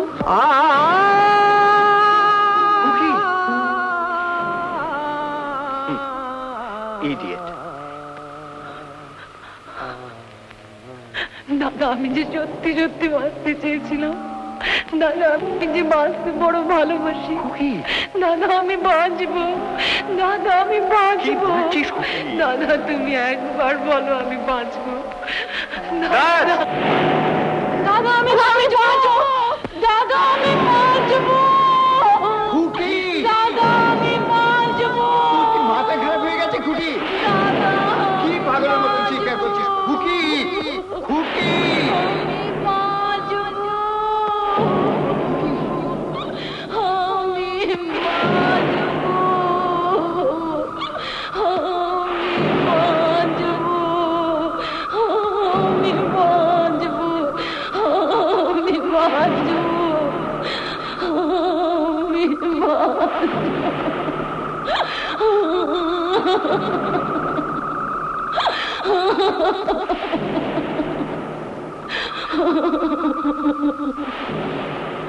You must not excite her. It might relapse and that will be dangerous. বলে দেওয়া হচ্ছে আগে থেকে। এই যদি বলে দেওয়া হয় তাহলে কোন যুক্তিতে দাদা গিয়ে প্রথম সুযোগে ভেবে দেখেছেন? মৃণাল সেনটা আমাকে বারবার বলতেন যে তোমার গুরুর একটা মুশকিল হচ্ছে কারুর কথা শুনে না গোয়ার্তুমি করে, যে এই স্ক্রিপ্ট আমরা সবাই বলেছিলাম যে একটু লজিক্যাল কর, এই জিনিসই কর, কিন্তু একটু লজিক্যাল কর। কি করলো? যে প্রথম গিয়ে অনিল চার্য অন্তত একটা সেন্টেন্স বলতে পারতো, তুই কেমন আছিস? নাথিং। হঠাৎ গিয়ে বলা শুরু করলো আমাদের বাড়িটা দোতলা হয়ে গেছে, গীতার বাচ্চাটা ঘর বেয়ে উপরে উঠে যায়, বাবার লাইফটা হেল্প করে দিল, অল পিকচার্স অফ হ্যাপিনেস। এবং ডেলিবারেটলি বোঝালো যে তুই ছাড়া আমরা ভালো আছি, শুধু ভালো আছি না, আমাদের থেকে আগের থেকে অনেক ভালো আছি। আমরা তোমার অ্যাবসেন্সই চাই, আমরা প্রেজেন্ট চাই না। এরকম ক্রুয়েল ব্রাদার আর জীবনে কাউকে দেখা যায়, যে ভাইয়ের জন্য নিতা মুখে রক্ত তুলেছে, সেই ভাই এসে সমস্ত রঙ্গমঞ্চকে রক্তাক্ত করে দিল। এটা কোনো ন্যারেটিভ প্রিন্সিপাল সাপোর্ট করবে না। ঋত্বিক ঘটক এটা করলেন, এটা ক্লিক করে গেল আলাদা কথা, কিন্তু এটা করলেন। আপনারা বোধহয় জানেন যে প্রডিউসার এই পর্যন্ত দেখে বলেছিলেন যে ঋত্বিকবাবু এত ভালো মেয়ে, ওকে মারবেন না টিভিতে। উনি বললেন না না, এই কোনো মারা যায় নাকি? বলছেন না না, একে মারলে সমাজে একটা বাজে দৃষ্টান্ত তৈরি হবে, লোকে আর কিছু ওরমভাবে অন্যের জন্য করবে না। তখন ঋত্বিক সত্যি সুপ্রিয়াকে বলেছেন যে সুপ্রিয়াকে বিয়ে টিয়ে দিয়ে শাখা ফাঁকা পড়িয়ে কলকাতায় নিয়ে আসবেন। তো সেরকমও নাকি একটা তোলা হয়েছিল অ্যাকর্ডিং টু ঋত্বিক ঘটকের স্ত্রী বৌদি। তো সে পরে উনি ফেল দেন। যাই হোক, এখন এই যে দেখানো হলো, এবং দেখবেন এই যে এখন আমরা বুঝতে পারছি যে কোনায় বসে থাকা নিসর্গকে দেখানো, এবং যখন দাদা আমি বাঁচতে চেয়েছিলাম, দাদা আমি বাঁচতে চাই, দাদা আমি বাঁচবো, যখন পাহাড় পর্বতটা রিভারভারেট করছে, তখন উনি নিতাকে ছাড়লেন। ছেড়ে ওটা পাহাড়ের মধ্য দিয়ে, ঝর্ণার মধ্যে দিয়ে, উপত্যকার মধ্য দিয়ে ক্যামেরাটা ঘোরালেন। কেন? এগুলোকে পণ্ডিতদের ভাষায় বলে, আমরা ক্লাসরুমে যদি পড়াতাম তাহলে বলে iconographic surplus of physical science. শরীর চিহ্নের, এই যে শরীরের যে চিহ্নগুলো, সেগুলো নিসর্গের মধ্যে প্রতিস্থাপিত করা। এগুলো কিসের চিহ্ন? এই যে পাহাড়, জঙ্গল, দেখবেন ঝর্ণাটার ওপরে বেশিক্ষণ ক্যামেরা আছে একটু, এগুলো সব আকাঙ্ক্ষা, ডিজায়ার। নিতার তো ছিল, নিতার এই যে জায়গাটা, এই আর জায়গাটা কত সূক্ষ্মভাবে তৈরি করেছেন। আজকে আমরা ফ্রয়েড পড়ে এই জায়গাগুলোকে ভালোভাবে ব্যাখ্যা করতে পারছি। নিতা যে স্যানিটোরিয়ামে গিয়েছিল, নিতা ওই যে চিঠিটা, একটাই তো সম্পদ তার কলকাতা থেকে আসার। সে ভাবতো যে একটা মুহূর্তে অন্তত একটা খারাপ লোক সে সারা জীবন অন্তত একবার মিথ্যে কথা হলো সত্যি কথা বলেছিল, সে হচ্ছে মেঘে ঢাকা তারা তুমি। এইটা নিয়ে সে বেঁচেছিল। কিন্তু সেই মুহূর্তে, এটা পিকিউলার কোইন্সিডেন্স যে সেই মুহূর্তে সে বোঝে যে সেখানেও সে ঠকেছে, এই কথা মিথ্যে কথা, তাকে ডেলিভারিটলি ঠকানোর জন্য বলা হয়েছে, এবং সে চিঠিটা ফেলে দেয়, অর্থাৎ বাস্তবিকের সঙ্গে সম্পর্ক চ্যুত হয়। এই চিঠিটার কথা ভেবে সে পৃথিবীতে ছিল, এবং এটা ডেঞ্জারাস থাকা। ডে ড্রিমিং খারাপ না, এই অ্যাগ্রেসিভনেস ডে ড্রিমিং হচ্ছে ফিমেল হিস্টেরিয়ার প্রথম লক্ষণ। এবং যেই মুহূর্তে শঙ্কর এসে, এটা বোঝা যায় ঋত্বিক ঘটক খুব ক্যালকুলেটেড মার্ডার করছেন, সনতে এসে সুখের চিত্রগুলো তুলে ধরে, তখনই রিটার্ন অফ দ্য রিপ্রেস। যে অবদমনের মধ্যে নিতা ছিল, জীবনে কখনো কোনো সুখ ভোগ করেনি, সে তো ইচ্ছে করে না, নিতা তো দেবী না, এবং সেইগুলোকে রিপ্রেস করে রেখেছিল, সেইগুলো হঠাৎ মুক্ত হয়। মুক্ত হওয়ার পরে আমার ধারণা, এবং হয়তো ঋত্বিক ঘটক থাকলে ঋত্বিক ঘটকের বলতেন বা বলেননি, সেটা কথা নয়, যে এটা হচ্ছে ideal moment of female hysteria. Nita did not die of tubercular relapse. টিউবারকুলোসিসে রক্ত বমি করে পড়ে যেত, এর বেশি কিছু হতো না।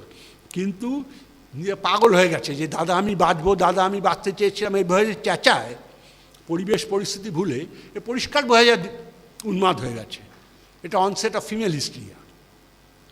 এই যে ঋত্বিকের দেখানো যে যৌনতা বঞ্চিত একজন নারী সেই জায়গায় যেতে পারে, এই জিনিসগুলো আমরা খেয়াল করিনি। আমরা মেঘে ঢাকা তারাকে খুব সিম্পল গল্প ভেবেছি। দেখেছো কত ভালো মেয়ে, আমাদের দেশের মেয়েরা নিজেরা না খেয়ে তাদের বাড়ির লোককে খাওয়ায়, সব ত্যাগ করে, আমরা আর নিতা হতে দেবো না গো। যেমন আমরা বলি আর আরজিকর হতে দেবো না, আজকে রাতটায় জেগে প্রমাণ করলাম আরজিকর হবে না, নিতা হবে না, সব কিছু হবে না, আমরা করব। কিন্তু আসলে ঋত্বিক যেটা করতে চাইছেন সেটা হচ্ছে আমাদের মার্ডার স্টোরিটাকে পুরো ম্যাকবেথ শাল স্লিপ নো মোর। কারণ এই রিভিলেশনের পরে বোঝা যায় যে আমার এটা অনিচ্ছাকৃত মৃত্যু না, এটা খুব ইচ্ছাকৃতভাবে ইন্ডিয়াকে খুন করার জন্য খুন। এবং এই যে জায়গাগুলো, এটা ধরুন টেলিফোটো লেন্স, এ বলছিলাম কেন টেলিফোটো লেন্স? ঋত্বিক নর্মাল লেন্সের ছবিগুলো তুলতে পারতেন না? ওনার প্রিয় 18 মিলিমিটার ওয়াইড অ্যাঙ্গেলে তুলতে পারতেন না? ওয়াইড অ্যাঙ্গেলেতে উনি আই অ্যাকিউজ ইউ বলেছেন, দেখানো যায়, আমি দেখাচ্ছি না কেন এখন 8:10। তো এটা কেন টেলিফোটো? দেখবেন নিতা হয়ে দাঁড়িয়েছে অলমোস্ট ক্যালেন্ডারের লক্ষ্মী। দেখবেন ক্যালেন্ডারে যে পয়লা বৈশাখের ক্যালেন্ডার, সস্তার ক্যালেন্ডার, তাতে যে লক্ষ্মীকে দেখানো হয় সে পাহাড়ের গায়ে হেলান দিয়ে বসে আছে, তার পাশ দিয়ে নদী চলে গেছে। লক্ষ্মী, নদী এবং পাহাড়, তার মধ্যে কোনো ডিফারেন্স নেই, ভয় বসে আছে। আমাকে যদি আমি টেলিফটো লেন্স এখান থেকে তোলেন, তো এই যে দেওয়ালের সঙ্গে আমার তফাৎটা কমে যাবে, আমি দেওয়ালে লিপটে যাচ্ছি মনে হবে। এইটা হচ্ছে একটা পিক্টোরিয়াল দেওয়ার চেষ্টা যে she belongs to A mythical past, she belongs to the Himalayas. ওই যে প্রকৃতি, তার মধ্যেই সে ওখানকারই সন্তান এবং সে ওখানেই আবার ফিরে যায়।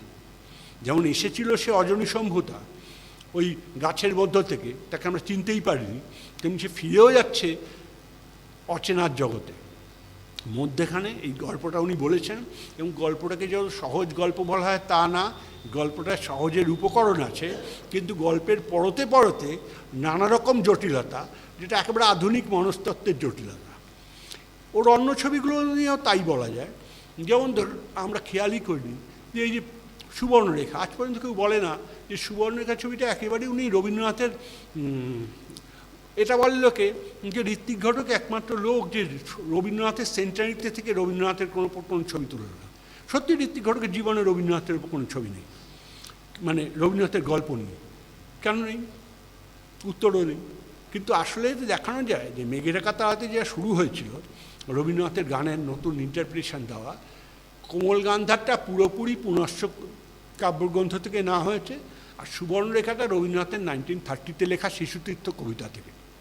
এবং ইনসিডেন্টালি এই সব কটা লেখাই পুনশ্চতে 1930-তে বেরিয়েছিল বইটা, সেখানে দেখবেন এই যে রবীন্দ্রনাথ পুনশ্চ এই কবিতাটা আউটসাইডে যেহেতু সিনেমা হতে, মানে ওটা সিনেমা করার জন্যই করেছিলেন দি চাইল্ড, তাতে উনি লিখেছিলেন যে এগুলো কীরকম হবে, like the torn pages of an epic.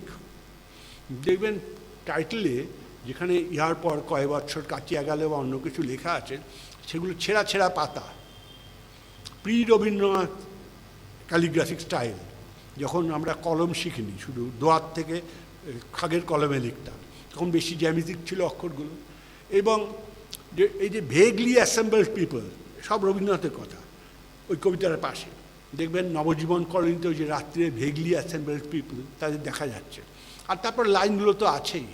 এবং পুরো জিনিসটা রবীন্দ্রনাথের একটা রিজয়েন্ডার। আমার এখন মনে হয় যে ঋত্বিক ঘটক অযান্ত্রিক থেকে রবীন্দ্রনাথের একটা মানে রবীন্দ্রনাথের একটা সম্পূরক সত্য বলার চেষ্টা করছিলেন। এই দিকগুলোতে কেউ নজরই দেয়নি। আসলে ধরাই হয়েছে যে জামাটা এইভাবে হয়। আর্ট সিনেমা এক ধরনের পরিকল্প তৈরি করেছিল, সেই পরিকল্প নিয়েই কিছু কিছু ভালো ছবিও হয়, অসম্ভব ভালো ছবি হয়, যেমন অপরাজিতই হয়, ছবি হয়েছিল। কিন্তু কথা হলো যে একরকমভাবেই ভালো ছবি হবে এমন কথা নেই। এক সাফল্যের একটাই নিরিখ নয়, ওটা একটা নিরিখ, মস্ত নিরিখ, বড় নিরিখ। পথের পাঁচালী না হলে ভারতীয় সিনেমায় কিছুই হতো না, অপরাজিত না হলে কিছু হতো না। কিন্তু আবার অন্য নিরিখও আছে, যেখানে একটা অস্বাভাবিক জায়গা আছে। এই গাড়িটাকে ঋত্বিক ঘটক যেভাবে কম্পোজ করেন সেটা মোটেই স্বাভাবিক না। এই যে অস্বাভাবিকতা, সেটাও একটা নিরিখ হতে পারে। এই নিরিখগুলো আস্তে আস্তে ক্রমশই বোঝা যাচ্ছে। ধরুন কীরকম অস্বাভাবিক কাজ উনি করতেন, দেখাতে পারি কিন্তু আর দেখাচ্ছি না, এটা বলেই শেষ করছি। যে একটা ভাই, ওই আদর্শবাদী ভাই, সব যাকে বোন শ্রদ্ধা করতো ইত্যাদি ইত্যাদি, সে চূড়ান্ত মদ সদ খেয়ে বোনের ঘরে ঢুকে গেছে এবং বোনের কোনো উপায় নেই, বোন আত্মহত্যা করেছে। এই অবধি গল্পটা হতে পারে কোইন্সিডেন্স, আপনি বলতে পারেন যে একই দিন একটা লোক খারাপ হলো, সে রেসে গেল, সেই দিনই মদ খেতে চলে গেল, সেই দিনই সে ব্রথেলে চলে গেল, ব্রথেলে গেল তো গেল, তার বোনের ঘরেই গেল, আর সে তার বোনেরও সেটা হলো তো হলো, ফার্স্ট নাইটই হলো। এতগুলো কোইন্সিডেন্স কি সহ্য করা যায়? আর ঋত্বিকের বক্তব্য যে এই কোইন্সিডেন্সগুলি আমার ফর্ম, আমি তো জানি কোইন্সিডেন্স, আমি ফর্ম করছি, কিন্তু আমার বক্তব্য সেখানে না। আপনি সিনেমা দেখার চোখ দিয়ে যদি দেখেন, যখন ঋত্বিককে নিঃশব্দতা তৈরি করতে হবে, ভাই ক্রমশ বুঝছে সে কোন পাপ করেছে, রক্তগুলো ছিটকে পাঞ্জাবিতে লেগেছে, বোন মারা গেছে, তাকিয়ে আছে, চোখটা খোলা। এই সময় একটা ক্লোজ আপ ঋত্বিক নেন, দুটো কাজ করেন, সেটা ভাবা যায় না, পৃথিবীর কোনো সিনেমায় হয়নি। খুব ঋণ ঋণ, দেখবেন আপনার মনে হচ্ছে নিস্তব্ধতা, সাইলেন্স, সাইলেন্স না, এটা কুমার শানুও বলেছিলেন যে মানে মাস্টার জানতেন, একমাত্র জানতেন সাইলেন্স কী। খুব ঋণ ঋণ করে প্যাট্রিশিয়া লা দোলচে যা বিদ্যায় যে বেয়েছিল সেটাকে খুব ঋণ ঋণ করে, মানে এমন স্লোলি বাজান যে প্রায় কানে অডিবল হয় না। সেই জায়গার মধ্যে থেকে নিতার চোখে আসেন। আপনি ভাবুন 30 ফুট সেলুলয়েড ব্যয় করা হয়েছে ওর জন্য, সম্ভবত ভারতবর্ষের লার্জেস্ট লাস্টিং ক্লোজ আপ। একটা চোখ দেখার জন্য ঋত্বিক খুব শান্তভাবে 30 ফুট ব্যয় করেছেন সেলুলয়েডে। সেলুলয়েড সিনেমা যারা জানেন এটা কী পরিমাণ ওয়েস্টেজ এবং কী পরিমাণ কস্টলি ভেঞ্চার। এই যে কস্টলি ভেঞ্চার, তো এটা এটা ঋত্বিক করতে পারলেন। আমরা দেখলাম যে চোখটা তাকিয়ে আছে এবং ব্যাকগ্রাউন্ডে একটা হে রাম, এটা কার গলা কেউ যায় না। সম্ভবত history for the first time speaks out যে হে রাম গান্ধীজির গুলি থেকে শুরু হয়েছিল ছবির শুরুতে, সেই রাম কেউ নেমে এলেন। যেমন উনি সম্ভবত এই যে কলকাতা ফিল্ম সোসাইটির বলা হচ্ছিল যে মানে সত্যজিৎ রায় বলছিলেন, তার বন্ধু দু একজন বলছিলেন, চিদানন্দ ইত্যাদিরা, যে ইন্ডিয়ান মিউজিক খুব conducive to the growth of Indian screen নয়। এটা জীবনের প্রথম লেখা what is wrong with Indian film থেকেই সত্যজিৎ রায় বলেছেন। কিন্তু এই যে মেঘে ডাকাতা দেখা যায় একেবারে আইডিয়াল স্ট্রাকচারে রাগ হংসধ্বনিতে উৎপত্তি এবং নিষ্পত্তি শেষ মুহূর্তে হয়। একটা গানের মধ্যে উনি ধরে ফেলেন ভারতীয় বিমূর্ত সঙ্গীতে। এটা খুব কম না, অন্যরকম জিনিস। যেমন এই যে সুবর্ণরেখা, এই যে চোখের ক্লোজ আপটা এবং এই যে বলা, যেমন উনি আরও যেসব কাজ করেন, যেমন ধরুন একটা গরিব লোক, তার বিয়ের রজনী, তার প্রথম মিলন রজনী, সে জামাকাপড় পরতে পারে না, সেই হাঁটু অবধি ধুতি পড়েছে, দাঁড়িয়ে আছে প্রায় কিরাতের মতন, যেমন শিব কিরাতের ভূমিকায় ছিলেন। আর তার বউ সে গ্রাম্য মহিলা, লাল পাড় শাড়ি, এই প্রথম ফুলসজ্জা। তো আমাদের ফুলসজ্জা না, দুজনের মধ্যে অন্তত 3 ফুটের ব্যবধান। শিব পার্বতী দাঁড়িয়ে রয়েছেন। শুধু ভাবুন সাউন্ডের কাজ কি, শুধু শুধু নিঃশ্বাসের আওয়াজটা বাড়িয়ে দিলেন, বাড়িয়ে তার মধ্যে দুম করে লীলাবালি লীলাবালি গানটা। আমরা বুঝলাম একটা মিথুন সম্পন্ন হলো, নতুন কুমার সম্ভব, সাবঅল্টার্ন হিস্ট্রির মিলন। এই ভারতবর্ষে কেউ ভাবেনি। এই যেদিন আমার বলতে খারাপই লাগছে, তারপরের দিনই নীলাঞ্জনা চলে গেল। গৌতম আর আমি ফিরছিলাম, তো তাতে গৌতমকে বলছিল যে জানো ঋত্বিকদার অনেক কথা না আগে পাগলামি ভাবতাম, এই জগাকে ঋত্বিকদা প্রায় এই জগা কোথায় গেলি, এই জগা কোথায় গেলি করে ধরছে।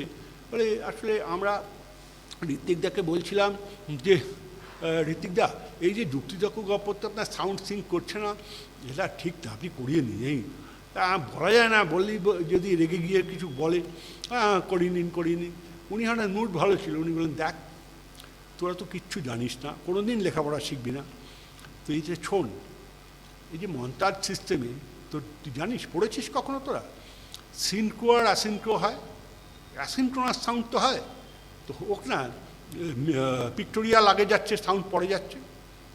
এটা ভেবে নে আমি এটা ইচ্ছে করেই করেছি, ডেলিভারেটলি করেছি, আমি করে যাবো, তোমরা যাই বা বলো, আর জগাকে আমি খুন করে ফেলবো জগা যদি এখন ডাব না করে। তো গৌতম সিং ঠিকই বলছো যে দেখো এটা তখন ভেবেছিলাম রসিকতা করছে এবং ওই পাগলামি করছে, কিন্তু এই যে সাউন্ড একটু পরে আসছে, এটা ঋত্বিকদার কিন্তু বহুদিনের যে সাউন্ডকে একটা অটোনমি দেওয়া। ধরুন যেখানে সুবর্ণরেখায় মাকে আবিষ্কার করছে, সেখানে ঋত্বিক ঘটক মূল দৃশ্য দেখাচ্ছেনই না, হঠাৎ ছেড়ে দিয়ে মূল পাগলের মতন একটা মালগাড়ি ছাতিমপুর স্টেশনে ঢুকে বেরিয়ে গেল। কতক্ষণ ধরে দেখালেন শুধু মালগাড়িটা, কোনো কার্যকারণ কোনো কিচ্ছু নেই, মালগাড়িটার সঙ্গে মূল গল্পের কোনো যোগাযোগ নেই। কেন মালগাড়ি যাবি যা, এতক্ষণ ধরে যাচ্ছিস কেন? এবং যখন চলে গেল তারপরে আবার গল্পটাও পাল্টে গেছে, আমরা বুঝলাম না এতক্ষণ। আসলে উনি ওই যে ক্যাকোফনি তৈরি করছেন, ওটা ভারতীয় ইতিহাসের ভায়োলেন্স। যে কৌশল্যাকে আমরা ইক্ষ্বাকু বংশীয় রাজনন্দিনী হিসেবে দেখেছি, কিন্তু কৌশল্যাকে আমরা কোনোদিন ভাবিনি বাগদি বউ। রামকে আমরা আজানুলম্বিত বাহু নবদুর্বাদল শ্যাম হিসেবে অযোধ্যায় দেখেছি। আমরা কোনোদিন ভাবিনি যে আমার মা বলে উঠবে। এবং ঘটনাক্রমে ঋত্বিকের ওই বাগদি বউয়ের নাম কৌশল্যা, ছেলের নাম অভিরাম। এই প্ল্যানিংগুলো ভদ্রলোক 1962 সালে করেছিলেন, তখন সাইবলটান হিস্ট্রির অস্তিত্ব নেই। উনি যদি ইংরেজি বইফই করে করতেন তাহলে আমি ওনাকে বলতাম যে আমাদের নবীনানন্দ বা আমি বা রমন যেমন ইংরেজি শিখেছি, সুতরাং আমরা ইংরেজি মেরেছি। কিন্তু এতে ইংরেজি না, ইংরেজির সমস্যা না। কমিউনিস্ট পার্টি, উনি যে পার্টির সঙ্গে জড়িত ছিলেন তারা সব ভাবতই না। উনি যখন মেদিনীপুরে কাস্ট প্রবলেমের কথা বলেছিলেন, ওই সিনেমায় আছে, তখন কমিউনিস্ট পার্টি বিশ্বাসই করতো না কাস্ট বলে কোনো বস্তু আছে। সব রামমোহন বিদ্যাসাগর তুলে দিয়েছেন, আমরা ক্লাস প্রবলেমে আছি। এখন যদি আপনি পলিটিক্যালিও ঋত্বিক ঘটককে রিড করেন, আর কিচ্ছু না, কত বড় সিনেমা কার কি, তাহলেও দেখবেন ওর যে রিভিলেশনগুলো সেগুলো অন্যরকম রিভিলেশন। কারণ ইয়ার অফ মেকিং তো লেখা আছে, সেগুলো তো আপনি আর চেঞ্জ করতে পারবেন না। সাঁওতালরা যে এক্সিবিট মমতা শঙ্কর এক মুহূর্তে গিয়ে বোঝে, ভালো কথা, তাদেরও ইনক্লুড করা হচ্ছে। এত মনমোহন কলকাতা ছেড়েছিলেন 1955, year of making of Pather Panchali. ফিরে এলেন 1991, চলে সত্যজিৎ চলে বাচ্চার পর। সত্যজিৎ তার জীবনের উপর মন্তব্য করছেন, খুব ভালো, আমরা খেয়াল করছি। কিন্তু এতদিন বাদে বোঝা, এটা আমাদের বোঝা উচিত ছিল। আর কেউ কেউ বুঝতে চাইছিলেন, তাকে আমরা বুঝতে পারিনি, অথবা ওই আমাদের সবে পড়া এক্সেস আর মেলোড্রামাটিক ইমাজিনেশন এই বলে আমরা বাতিল করে রেখেছি। তা আজকে কি ঋত্বিক ঘটক যে খানিকটা উদ্বাস্তুর মতন ছিলেন, এই যে আমার একটা সময় মনে হয় ওই কথাটাই ঠিক। আসলে এখন শতবর্ষ তো, মন যে দিল না সারা, তাই তুমি গৃহহারা, পরবাসী বাহিরে অন্তরে, ফিরে এসো পরবাসী। কেননা একটা লোক আমি চোখের সামনে দেখেছি যার ব্যাংক অ্যাকাউন্ট নেই কলকাতায়। এটা তো হবে না, আমাদের মতন কোনো লোক এত বোকা হবে না যে ব্যাংক অ্যাকাউন্ট নেই। তখন তো এটিএমও ছিল না, তখন তো খুচরো ক্যাশ। ঋত্বিক ঘটকের সময় চিটফান্ডও গড়ে ওঠে, এদিক থেকে হবে ওদিক হবে। একটা লোকের স্থায়ী অ্যাড্রেস নেই। এক্ষুনি আমি বলছি, আমি ইন্দিরা গান্ধী যাকে চেনেন, ইন্দিরা গান্ধী যার জন্য 45 মিনিট সিটিং দেন, তার একটা অ্যাড্রেস হতে পারতো না। সিদ্ধার্থ শঙ্কর রায় যার শ্রাদ্ধে আসেন মুখ্যমন্ত্রী, তার একটা অ্যাড্রেস হতে পারতো না। এটা আমার বললে আসলে চাইতে জানতে নেই। যে একটু আগে তুষার তালুকদার বলছেন না, যে দেখো লোকটাকে আমাদের অনেক খারাপ লাগে। এই যুক্তিযুক্ত সময় তুমি দেখেছো, আমাকে থামিয়ে দিয়েছে যে তুই একটা পুলিশ, তুই কী করে বুঝিস মন্তাজ কী কাল কেলেঙ্কারি সাবঅর্ডিনেটরা বসে আছে। এর মধ্যে ঋত্বিকদেরকে বোঝানো যায় না যে আপনি আমাকে গালাগালি দিন, কিন্তু আমার সাবঅর্ডিনেটদের সামনে দেবেন না, পুলিশ ফোর্সে একটা ডিসিপ্লিন আছে। এই কিন্তু কোথায় বড় জানো তো, আমি ডিসি সেন্ট্রাল হিসেবে ওনাকে ফোন পেয়েছি, এসপ্ল্যানেডের ওসি পানে বলছে, স্যার এখন অফিস আওয়ার্স, উনি যদি ট্রাম লাইনে পড়ে থাকেন তাহলে কেলেঙ্কারি হবে।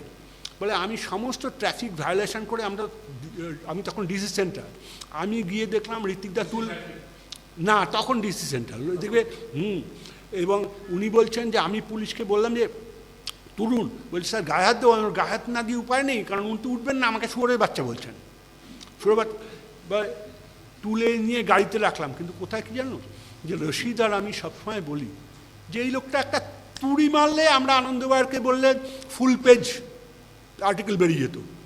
তুমি ভাবতে পারছো দুজন আইপিএসের কী ক্ষমতা। আমার আওতায় তো আনন্দবাজার অফিস, শুধু বলা, কিন্তু একদিনের জন্য বলেননি ছবিটার প্রশংসা করতে হবে, একদিনের জন্য আনন্দবাজার যুক্তিতর্ক গল্পের প্রশংসা করেনি। এই জায়গাগুলো ছিল, এই জায়গাগুলো ছিল, এখনকার যুগে থাকে না। আমরা সবাই পাবলিক রিলেশনসের মধ্যে থাকি। যাই হোক, পাবলিক রিলেশন থাকি আর পাবলিক অ্যান্টাগনিজমে থাকি, ইতিহাস হয়ে গেছে। আমাদের ধন্যবাদ মধুসন্ধ্যা সেনকে, যে সন্ধ্যায় আবার সেই ঋত্বিক ঘটককে দেখার সুযোগ হলো। এবং ওই যে বলতেন, যেদিন খুশি থাকতেন যে এরকম করতে করতে, এটা তোর মুদ্রা দোষ, যে ছোকরা পাকামি করো না, আখেড়ে গোছাও। ধন্যবাদ।